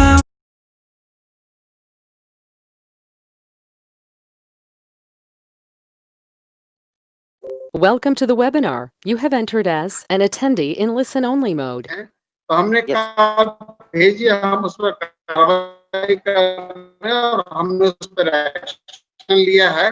और खासकर हमारे डॉक्टर के सभी यहाँ पास भी जाएगी, जो आप अपना उनको थोड़ा आप इंटरवीन करें, इन्वेस्टिगेशन करने के बाद आरसीए को भेजे, उसमें वास्तविकता क्या है जो क्लाइंट ने हमारे पास का। और सबसे बड़ी बात है कि पूरी प्रिस्क्रिप्शन वगैरह जो उनकी डिटेल भी उन्होंने प्रोवाइड किया, तो कहीं ना कहीं इसी को ये इंटरवीन करने की आवश्यकता है। अदरवाइज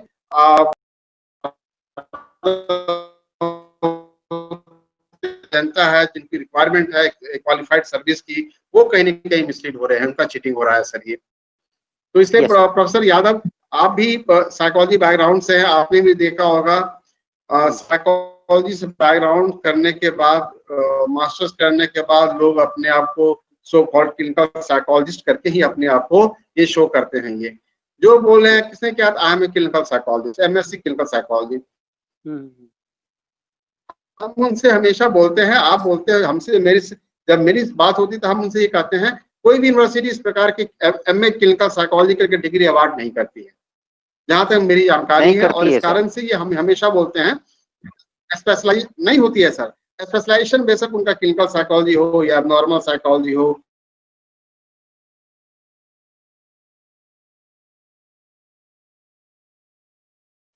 लेकिन आप कहेंगे उनको एमए इन क्लिनिकल साइकोलॉजी, ऐसा कुछ भी नहीं होता है। जो सर्टिफाइड कोर्स है। और इन सब चीजों को देखते हुए सर, अभी हम लोगों ने हमारी एक्सपर्ट्स कमेटी जो है सर, अभी चूंकि कोरोना के चलते हम भी कहीं ना कहीं हमारे लिए भी काम करना इतना सुगम नहीं हो गया, क्योंकि हम भी आरसी भी इतनी ज्यादा मेंटली प्रिपेयर नहीं थे। अचानक आ जाएगा, क्योंकि हमारे पास ये ऑफिस सिस्टम काम नहीं है, हम ट्रेडिशनल तरीके से काम कर रहे हैं। हमारे पास भी लेटेस्ट टेक्नोलॉजी का अभाव है, जो कि हम बैठ करके हाईटेक वेबिनार ये सबके कॉन्फ्रेंस या 25-30 लोग का कर सके एक्सपर्ट्स कमिटीज का। तो सर इसमें हमने भी ये सुझाव किया, अभी एक्सपर्ट्स कमिटी से मेरी बात हुई, हमने ये कहा है जो क्यों नहीं हम एमएससी क्लिनिकल साइकोलॉजी करके भी कोर्स चलाएं, हमें क्लिनिकल साइकोलॉजी कोर्स के भी कोर्स डेवलप करें, जिससे कि जो ये जो क्वैकरी जो आ रहे हैं उनसे तो बचा जा सके। बहुत अच्छा स्टेप होगा सर ये। जैसे कि उनको एक हम बेशक उनको क्लिनिकल साइकोलॉजिस्ट एसोसिएट करके डिग्री दे, वो क्लिनिकली प्रैक्टिस कर सकते हैं, डील कर सकते हैं। जहाँ फैकल्टी की बात होगी वहां फिर क्लिनिकल साइकोलॉजी वाले को हम लोग उनको ये फैकल्टी में रखेंगे। ये इस प्रकार की बात चल रही है सर, और हम जल्दी ही कोर्स को रिवाइज करके हम नए कोर्स लाने जा रहे हैं, क्योंकि इस मेंटल हेल्थ प्रोफेशनल्स में, इस मेंटल हेल्थ सेक्टर में बहुत सारे मेंटल हेल्थ प्रोफेशनल की आवश्यकता, और गिनती के क्लिनिकल साइकोलॉजी डिपार्टमेंट है पूरे ऑल ओवर इंडिया में। कुछ पीजीआईज हैं, गवर्नमेंट हॉस्पिटल है, मेंटल हॉस्पिटल है। होता क्या है, 10 और 12 सीट देती है। हमारी एक्सपर्ट्स कमेटी बहुत ज्यादा नॉर्म्स को इतनी सख्त तरीके से पेश करती है, इस कारण से किसी को 10 किसी को 12 मिलता है। और कोर्स जो है ना, कोई बड़ी छोटे मोटे ऑर्गेनाइजेशन चलाने में सक्षम नहीं, क्योंकि they are very highly demanded. उनको क्लिनिकल केसेस की आवश्यकता है, मेंटल हॉस्पिटल में केसेस देखने होते हैं। इसलिए हम ये कर रहे हैं, जो हम सेकंड लाइन का एक कोर्स तैयार कर रहे हैं, जो आप ग्रेजुएशन करने के बाद एमएससी क्लिनिकल साइकोलॉजी में करें। ये सभी था, ये हमेशा प्रस्ताव कर रहे हैं। हम कोशिश करेंगे नेक्स्ट एकेडमिक सेशन से इसको 21-22 से इसको भी हम एक पायलट प्रोजेक्ट के तौर पे इसको हम लॉन्च करेंगे। ये हमारा मन में अभी है, और इसको हम प्रपोजल अभी हम फर्दर हम अपने चेयरपर्सन आरसीए से अप्रूवल करवाने के बाद एक्सपर्ट्स कमेटी के रिकमेंडेशन के आधार पर हम ये काम करने जा रहे हैं। हमें पता है जहां काउंसलिंग साइकोलॉजिस्ट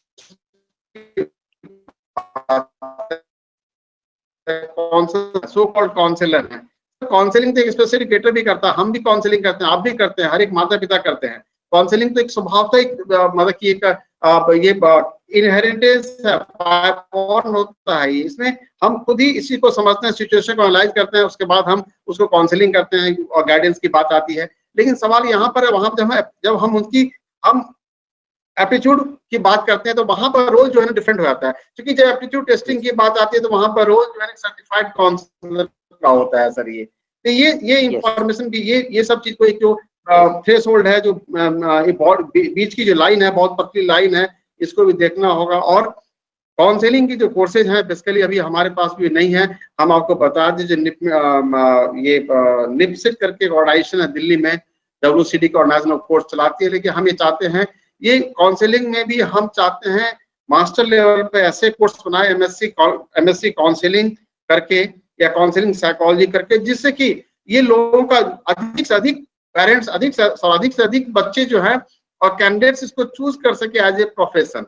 और इनकी जॉब अपॉर्चुनिटीज की बात है, उनको भी हम लोग स्टेट गवर्नमेंट को ये के साथ उनको साथ मीटिंग करके इसको जॉब अपॉर्चुनिटीज की बात भी हम करेंगे। और सबसे बड़ी बात है जो अभी जैसे कि इस प्रकार के मेंटल हेल्थ, हाँ सर, इसमें दो क्वेश्चन है कि who will be called a certified counselor, qualification for becoming a counseling psychologist? Sir actually अभी आई विल टेल यू, जैसे कि मैंने कहा हमारे पास में आरसीए के पास में अभी कोई ऐसे काउंसलिंग साइकोलॉजिस्ट का कोई ऐसा कैटेगरी नहीं है। हमारे पास काउंसलर की कैटेगरी है, लेकिन जो बहुत लिमिटेड है। एक तो या तो निफ्ट दिल्ली में चलते हैं, या तो फिर एक डिमांड बहुत ज्यादा है। तो हम चाह रहे हैं इस प्रकार के कोर्सेज को जो है ना जी, इसकी मोनोपोली को इसको खत्म करें, हम इसको और सरल तरीके से मास्टर लेवल पर इसको करें, जिससे कि अधिक से अधिक ये, चूंकि जब तक वैसे कोर्सेज हम नहीं बनाए जिनकी जॉब मार्केट नहीं हो, एम्प्लॉयबिलिटी नहीं हो, इस सेक्टर का भला भी नहीं होगा सर। ये जैसे कि हम अभी देखेंगे हमारे जितने 16 कैटेगरीज हैं, 16 कैटेगरीज में गिनती के 4-5 कैटेगरीज में ही बहुत सारा रिक्वायरमेंट है। अदरवाइज सारे कैटेगरीज जो है सर बहुत कम और ज्यादा ही है। 80% तो हमारे स्पेशल टीचर्स की हैं, और 80% का अगर 80% देखेंगे तो हमारे प्राइमरी टीचर्स का ही स्पेशल एजुकेशन की बात करते हैं। और प्राइमरी टीचर्स की बात करते हैं, स्पेशल एजुकेशन की बात करते हैं, उसमें से गिनती के खास एरिया है जो आपको आईडी की बात करें, जो जिनकी डिमांड ज्यादा है, ट्रेनिंग कॉलेज ज्यादा है, स्कूल ज्यादा है। उसके बाद हियरिंग इम्पेयरमेंट की बात आती है और विजुअल की। बाकी जब एएसडी की बात करें, मल्टीपल डिजेबिलिटी की बात करें, टीबी की बात करें, जैसे जैसे बात करते हैं वैसे वैसे उनकी ये जो है ना सर, क्योंकि ये लिंक नंबर ऑफ इंस्टीट्यूशंस कम है, लिंक ये इसलिए कम है क्योंकि उसकी डिमांड नहीं है। डिमांड नहीं इसलिए क्योंकि जॉब अपॉर्चुनिटी नहीं है। जॉब अपॉर्चुनिटी नहीं है तो लोग जो भी है ये चैरिटी मोड में कब तक काम करेंगे सर। इस प्रकार से ये इस प्रकार के कोर्स करने की आवश्यकता है, आरसीए कोर्स जरूर करने की आवश्यकता है। जो हमारी आज की डिमांड क्या है, आज की डिमांड क्या है और जॉब मार्केट क्या है। जब जॉब मार्केट की बात करेंगे तो बेहतर एज ए कैरियर लेंगे, हम एज ए कैरियर इस प्रोफेशन को अपनाएंगे। अभी क्या होता है, जो बहुत सारे जैसे कि हम सभी इस फील्ड में काम करते हैं, कहीं नहीं रास्ता मिला तो चलो हम डिप्लोमा इन स्पेशल एजुकेशन गया, हम इस फील्ड में आते हैं, क्यों? लेकिन एट द सेम टाइम हमारे पास आरसीए के पास में क्लिनिकल साइकोलॉजी बहुत ही अच्छी कोर्स है, वेल डिमांड है, जॉब मार्केट है इंडिया में, अब्रॉड में, सब जगह की डिमांड है, मेंटल हॉस्पिटल में प्राइवेट प्रैक्टिशनर की बात करें इनकी, उसी प्रकार हम बात करें at the same time rehab psychology कहीं ना कहीं इसकी डिमांड कम है। इनको अभी इसको भी प्रमोट करने हम जा रहे हैं, जिससे कि हम सेकंड लाइन वर्कर की बात करें, अगर क्लिनिकल साइकोलॉजिस्ट नहीं है तो हम इनको जो रिहाब साइकोलॉजिस्ट है इनका काम, हम इनको भी हम इसको सप्लीमेंट करें, इनको अपडेट करें। अब इसमें की बात कर रहे हैं यूजी पीजी कोर्सेज की, इनकी डिमांड बहुत ज्यादा है, इसलिए इस प्रकार के कोर्सेज को P&O कोर्सेज की डिमांड ज्यादा है। अब हम ये सोच रहे हैं, जो मतलब कि आरसी ये सोच रही है नहीं, पैंडेमिक के अलावा जो है कोविड के अलावा बहुत सारे चीज हमारे पूरे सिस्टम को एनालाइज ये रिवाइव करने की आवश्यकता है।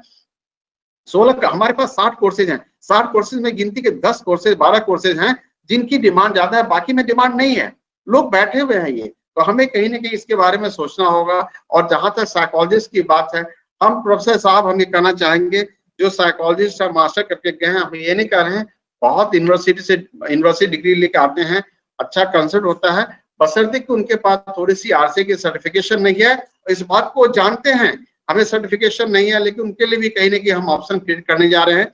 जो मास्टर डिग्री साइकोलॉजी करके आ रहे हैं उनके लिए हम 1 ईयर का कोर्स का प्रावधान करने जा रहे हैं, जिससे कि वो 1 ईयर कोर्स करने के बाद में वो भी एक सर्टिफाइड साइकोलॉजिस्ट या क्लिनिकल साइकोलॉजिस्ट और काउंसलिंग साइकोलॉजिस्ट करके वो ये इस फील्ड में कंट्रीब्यूट कर सके। सर ये हमारा ये प्रस्ताव है, अभी इस पर हम काम कर रहे हैं सर। ये thank you sir. Thank you so much sir. Doctor Subodh ji बहुत बहुत धन्यवाद। हमारे साथ दरअसल जो आज के ऑडियंस हैं लगभग सर इसमें ज्यादातर साइकोलॉजी के पास आउट स्टूडेंट्स हैं या जो प्रैक्टिसिंग काउंसलर्स हैं, स्कूल काउंसलर्स हैं, ये सब लोग जुड़े हुए हैं। तो अभी काफी जो प्रश्न हमारे सामने बार बार यही आ रहे हैं कि हम किस प्रकार से साइकोलॉजी प्रोफेशनल जुड़ सकते हैं।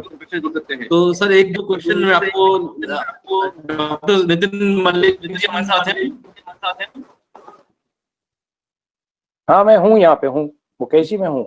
तो हम लोग कुछ क्वेश्चंस ले लें, अगर आपकी समय अगर आप कहें हम कुछ, अगर आप उसमें आगे कुछ अपना कुछ वक्तव्य हम देना चाहें वी वेलकम, अदरवाइज अगर हम समय कम है तो अगर हम कुछ क्वेश्चंस की भरमार या लाइन लगी है डॉक्टर सुबोध जी के बारे में, बहुत सब लोग प्रशंसक यहाँ बहुत कतार से क्वेश्चंस आ रहे हैं, तो higher education point of view से आप और स्पेशल फील्ड के हिसाब से डॉक्टर सुबोध जी, अगर डॉक्टर सुबोध जी कुछ कहना चाहें या फिर मैं कुछ क्वेश्चन की परमिशन दें तो मैं क्वेश्चंस लेना चाहूंगा सर, अगर आप कहें तो। Can I take some question answers, sir? जी, आपका माइक म्यूट है सर, डॉक्टर सुबोध जी। जी सर, इसमें लिखा है कि MA साइकोलॉजी करने के बाद what is the best option to enter the field of rehabilitation? MA psychology करने के बाद सर एक्चुअली अगर आप देखें कि अगर MA साइकोलॉजी करने के बाद आपने एक बहुत लंबा कैरियर आपने एजुकेशन सेक्टर में लगाया है, 12 साल पढ़ाई की, उसके बाद 3 साल ग्रेजुएशन किया, तो 17 साल आपने किए हैं। 17 साल के बाद अगर आप चाह रहे हैं कैरियर में आने के लिए, तो हमारे पास आपके लिए भी ऑप्शन है।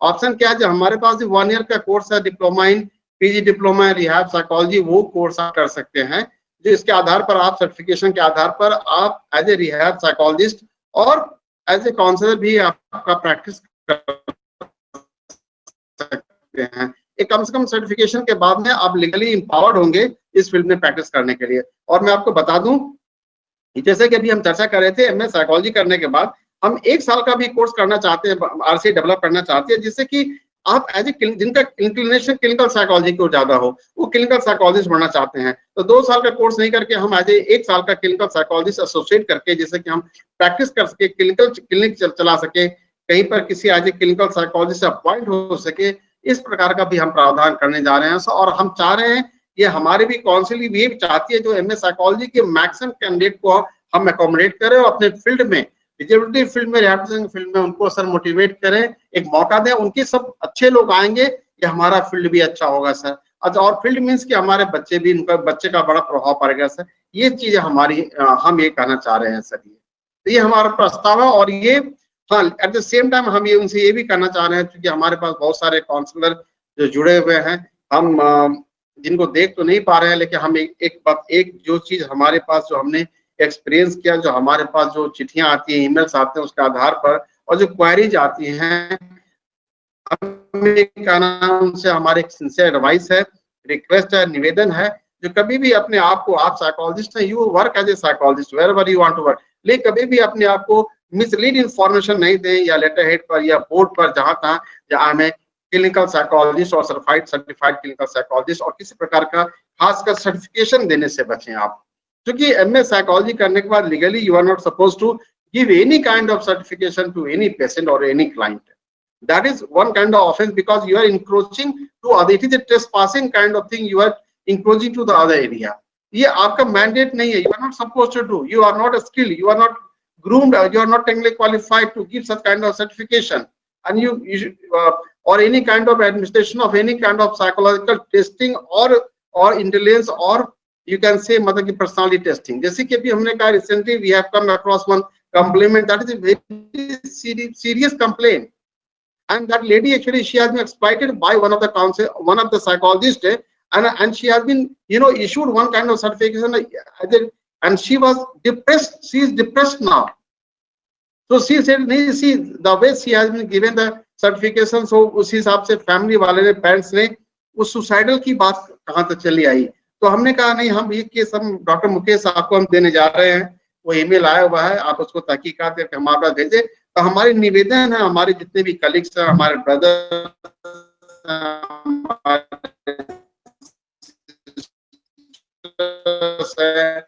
काम करें, काउंसलिंग भी करें, लेकिन जहां तक सर्टिफिकेशन की बात वहां उनसे बचे. आपका सर्टिफिकेशन आपका मैंडेट नहीं है, ये कहीं ना कहीं दूसरे के एरिया में हम इंक्रोचमेंट कर रहे हैं. एट द सेम टाइम आप मास्टर्स किए हैं, साइकोलॉजी का एप्लीकेशंस बच्चों के लर्निंग पर करें, उनको बताएं लर्निंग एनहांसमेंट कैसे होगा, पेरेंट्स को ही बताएं, काउंसलिंग कर सकते हैं, लेकिन आप एक कहे हम सर्टिफाइड हैं, इस प्रकार का काम आप नहीं करें. यही है सर. सर मैं डॉक्टर नितिन मलिक जी यहाँ पे हैं. क्या सर डॉक्टर नितिन मलिक और आरसीआई मिलकर एक और शॉर्ट टर्म ऑनलाइन प्रोग्राम या कोई ऑनलाइन सर्टिफिकेट प्रोग्राम स्टार्ट कर सकते हैं अम्बेडकर यूनिवर्सिटी का मिलकर, any other course short term online माध्यम से, 1 ईयर कोर्स?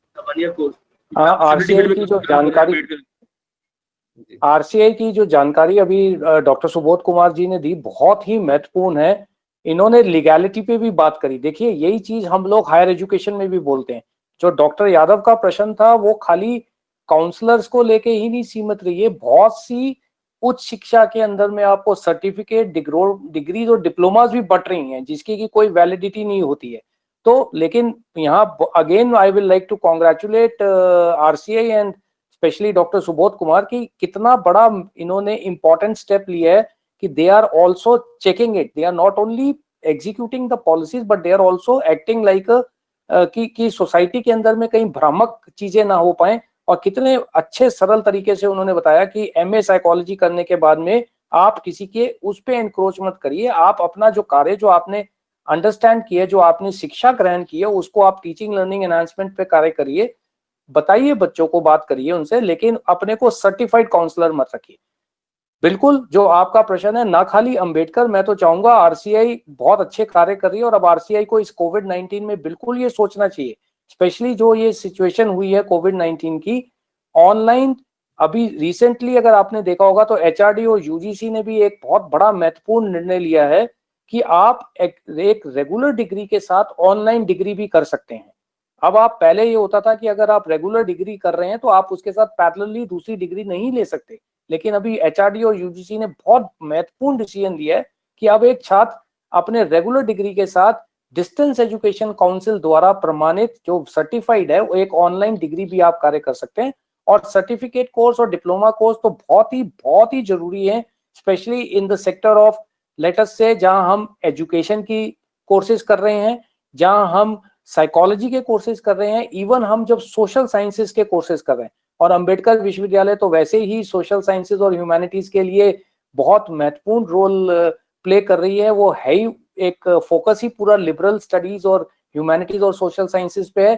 तो ये सोसाइटी के लिए बहुत महत्वपूर्ण होगा कि अगर आरसीआई एक अपने डिप्लोमाज और सर्टिफिकेट कोर्सेज को जो सर्टिफाइड हो, जिससे कि छात्र को साथ साथ में आपका जो ये क्रेडिट बेस्ड और चॉइस बेस्ड क्रेडिट होता है, तो उसके अंदर में अगर हम इसको एक सर्टिफिकेट का क्रेडिट भी दे सकें तो बहुत महत्वपूर्ण होगा कि साथ साथ डिग्री के साथ या पोस्ट ग्रेजुएशन के डिग्री के साथ 4 क्रेडिट का हम एक सर्टिफिकेट कोर्स भी लगा दें आरसीआई का, जिससे कि हम उसको एनेबल कर सकें. और वो जो लीगैलिटी की बात डॉक्टर सुबोध कुमार जी बोल रहे थे, वो भी वहां खत्म हो जाएगी कि आपकी डिग्री के साथ साथ जब आप सर्टिफिकेट मिल जाएगा तब आप पूर्णतः रूप से अपने आप को सर्टिफाइड RCI सर्टिफाइड काउंसलर भी बोल सकते हैं। तो ये बहुत बहुत इंपॉर्टेंट पॉइंट आज इस डिस्कशन में आपने मुकेश जी छेड़ दिया है, और मैं चाहूंगा कि डॉक्टर सुबोध कुमार यहाँ पे हैं ही तो इनका बहुत बड़ा रोल है। सौभाग्य है हमारा कि आज इन्होंने इतना समय निकाला और वो यहाँ पे हम सबके बीच में है। डॉक्टर साहब प्लीज आप इसको अपनी कमिटीज में और अपने ऑर्गेनाइजेशन RCI में इसको डिस्कस करिए। मेरे ख्याल से ये आज के लिए जो हम आज यहाँ से जो हम मंथन करके जो सबसे महत्वपूर्ण चीज निकाल के अगर जा रहे हैं तो वो यही है कि RCI अपने कोर्सेज फ्लोट करे, जो यूनिवर्सिटीज डिग्रीज और पोस्ट ग्रेजुएशन डिग्री के साथ उसको इंटीग्रेट करे, और वहां पे सारी लीगैलिटी और ये जो समाज के प्रति हम कार्य भी कर पाएंगे सब मिलके, और क्वैक्स वाला जो ये प्रश्न है और इलीगैलिटी का जो ये इश्यूज है ये सब भी धीरे धीरे खत्म हो जाएंगे इसमें।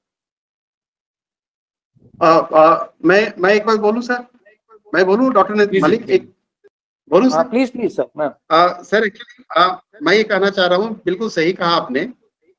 होता क्या है ना, बच्चों मैंने देखा अच्छे अच्छे बच्चे मास्टर डिग्री साइकोलॉजी, चाहे वो मैंने देखा, मैं किसी यूनिवर्सिटी का नाम नहीं लूंगा, चाहे किसी प्राइवेट यूनिवर्सिटी में बहुत अच्छा फीस देने के बाद वो डिग्री लेके आते हैं मास्टर साइकोलॉजी में, और खासकर ये लेने के बाद उनकी नॉलेज में कोई कमी नहीं होती है, दे आर फुली कॉम्पिटेंट। हमने देखा है उनकी ग्रूमिंग अपने एरिया में काफी होती है, लेकिन होता क्या है ना कहीं बात वहीं क्लिक कर जाती है, आपके पास वो खास लाइसेंस, वो खास डिग्री नहीं है जो आपको सर्टिफाई कर सके।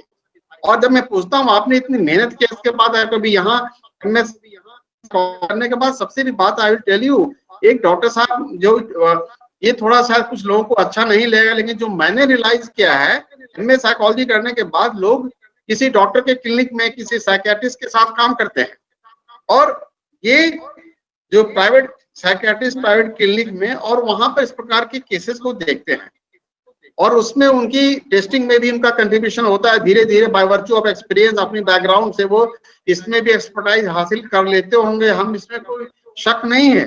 लेकिन एट द सेम टाइम उसके आधार पर जब आइडेंटिटी क्राइसिस होती है ना सर, जो हम तो इतना कर लिए, 4 साल 5 साल कर लिए, नाउ आई नो एवरीथिंग, हम तो साइकोएनालिटिक कर लेते हैं, we are very good in neurotics, psychotics, everything, personality intelligence, सारे काइंड ऑफ एप्टीट्यूड टेस्ट में।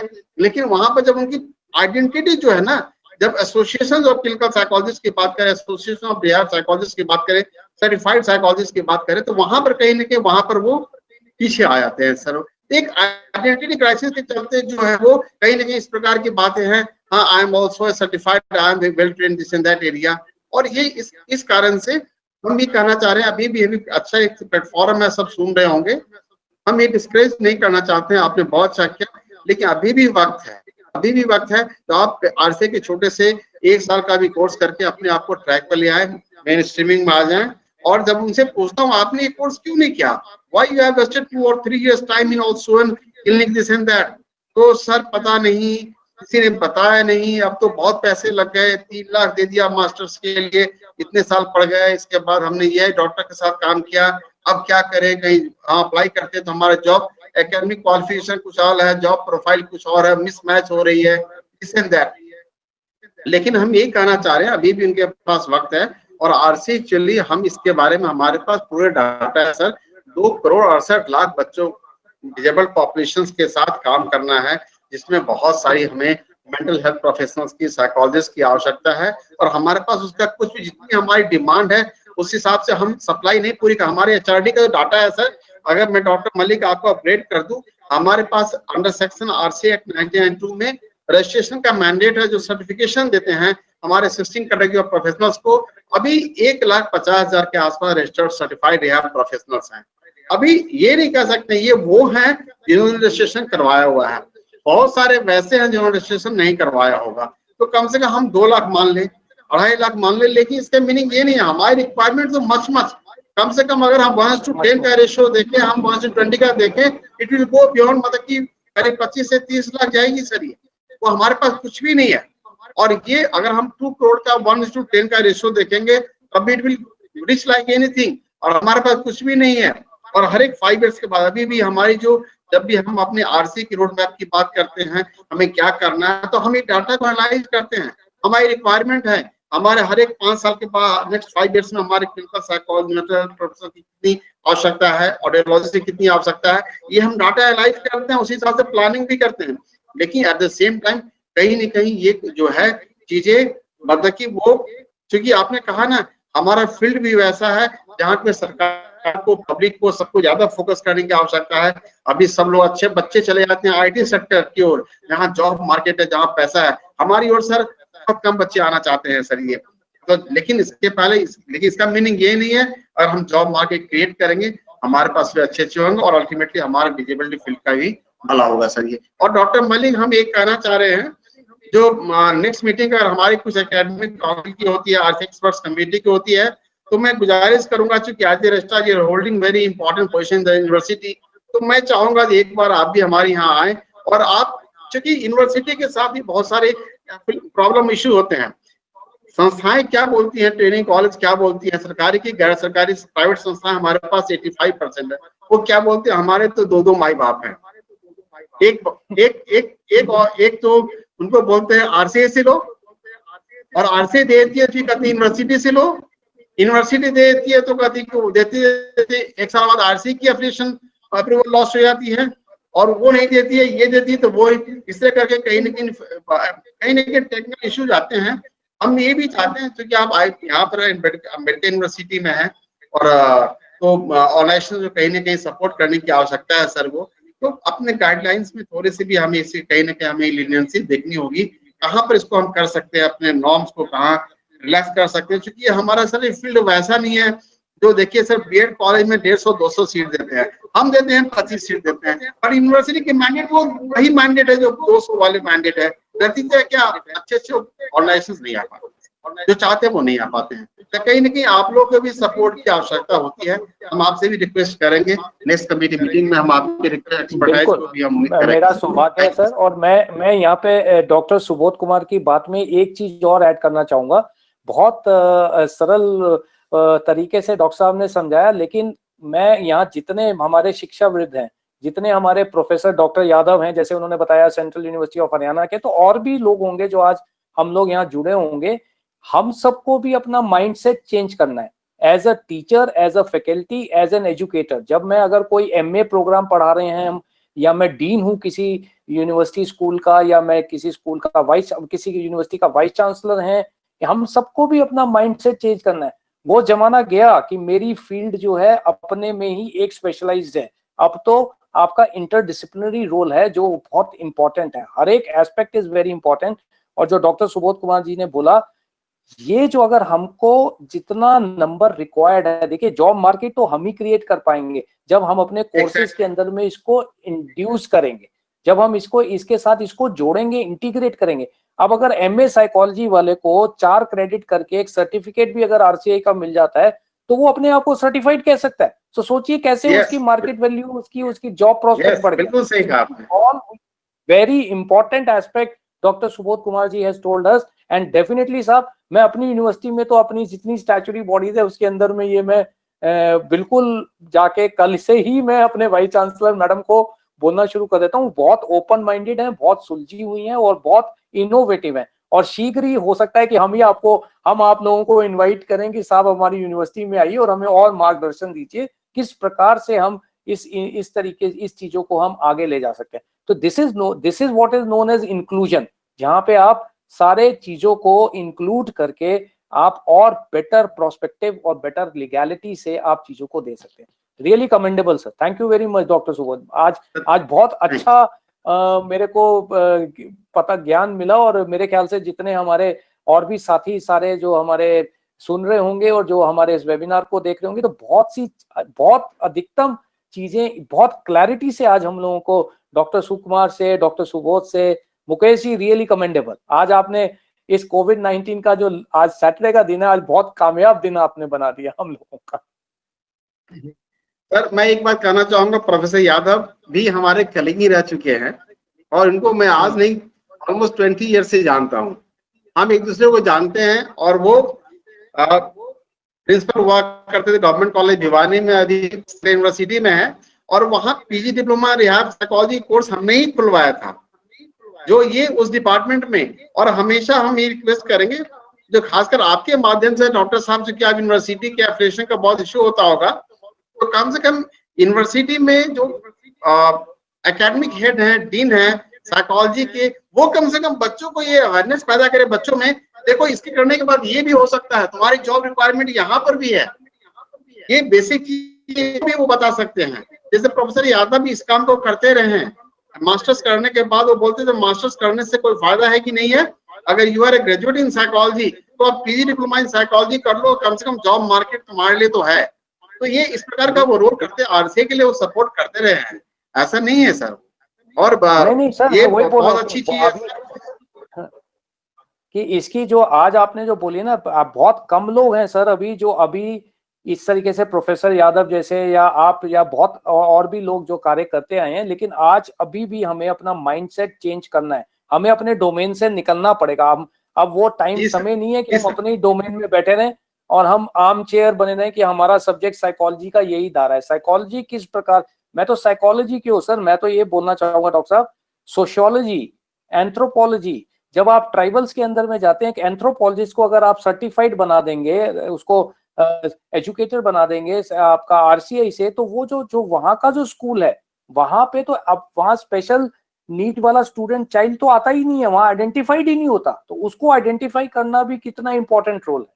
तो ये हमें अपना माइंडसेट चेंज करना है, हमें पूरा एजुकेशन सिस्टम रिवाइव ही तभी होगा जब हम सारे मिलके एक इंक्लूसिव और इंटीग्रेटेड मोड में चलेंगे।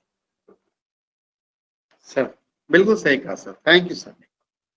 और मुकेश, थैंक यू सर। मैं आप दोनों अभी जो चर्चा कर रहे थे, it was music to my years.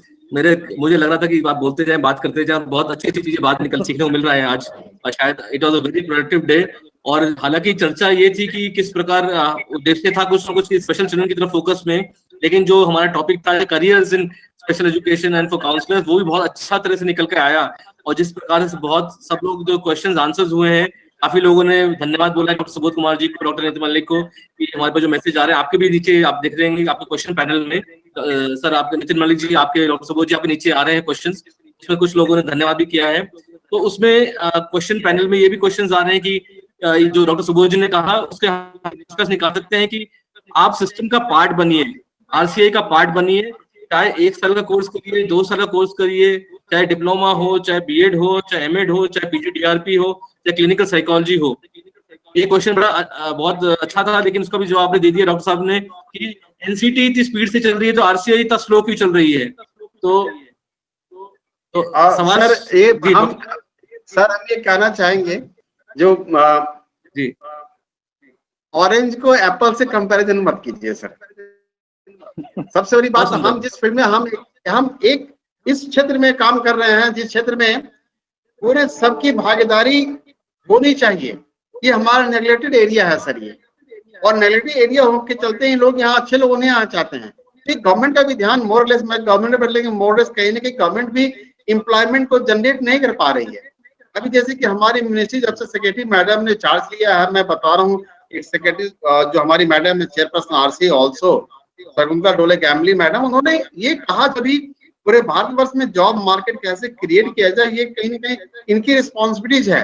और इन्होंने डीडीआरसी का एस्टैब्लिश और 80 डीडीआरसी खोलने की बात कही है, और वहां पर करीब 25-30 पोस्ट हैं और अच्छी सैलरी देने की बात कही गई है।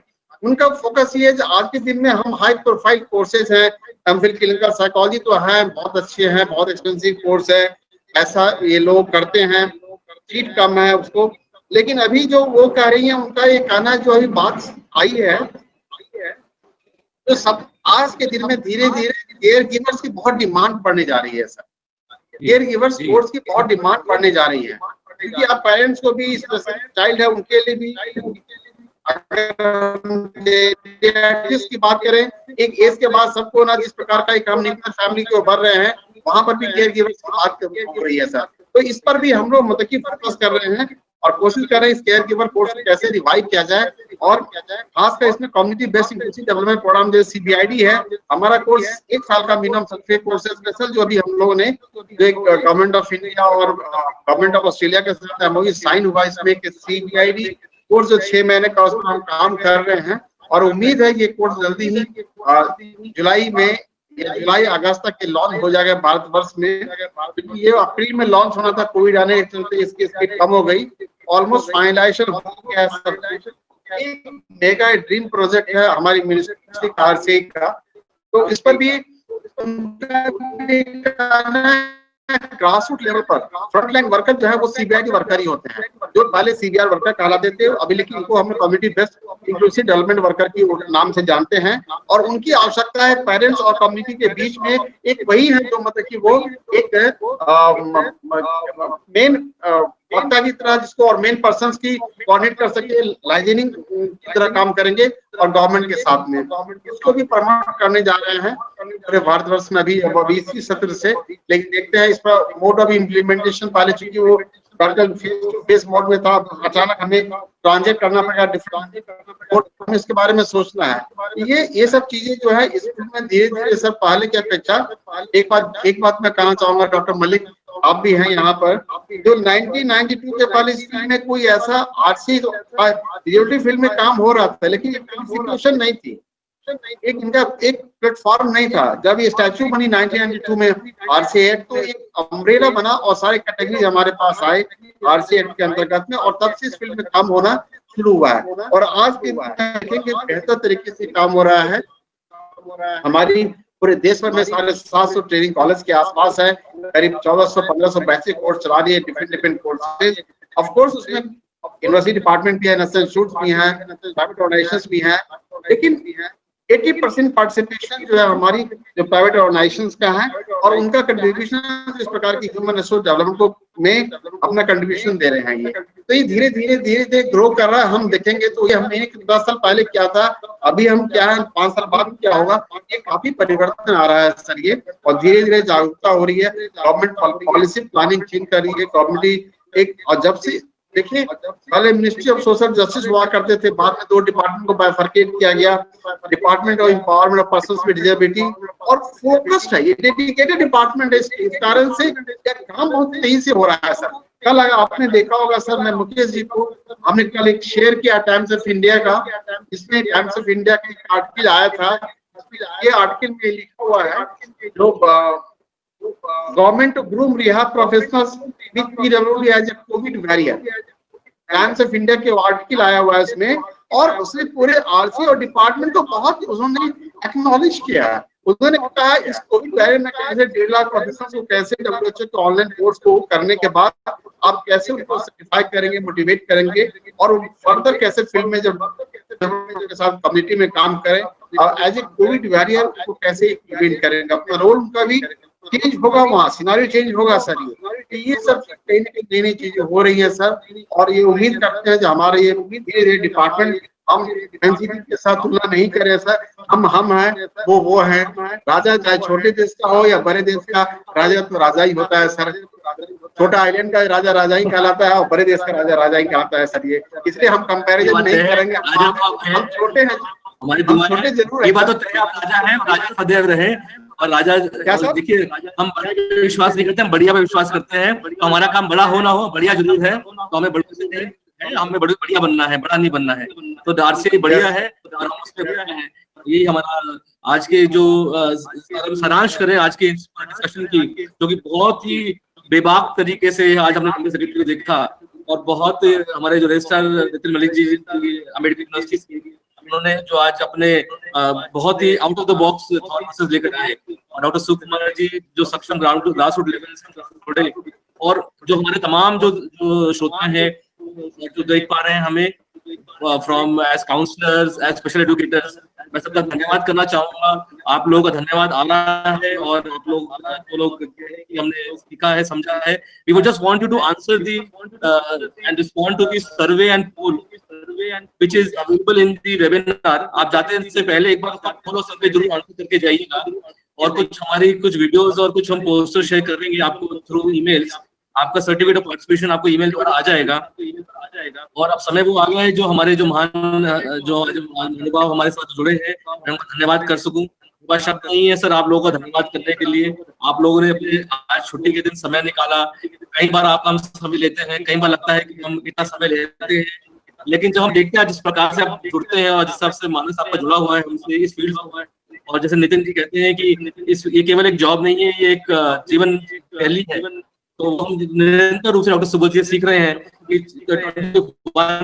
स्पेशल एजुकेशन सीख रहे हैं, समझ रहे हैं, और हंसता चेहरा हंसता हुआ आपका जो है। तो thank you so much doctor Subodh Kumar ji, thank you doctor Nitin Malik ji, और इन एब्सेंस मैं धन्यवाद करना चाहूंगा डॉक्टर कुमार जी का, बहुत बहुत धन्यवाद।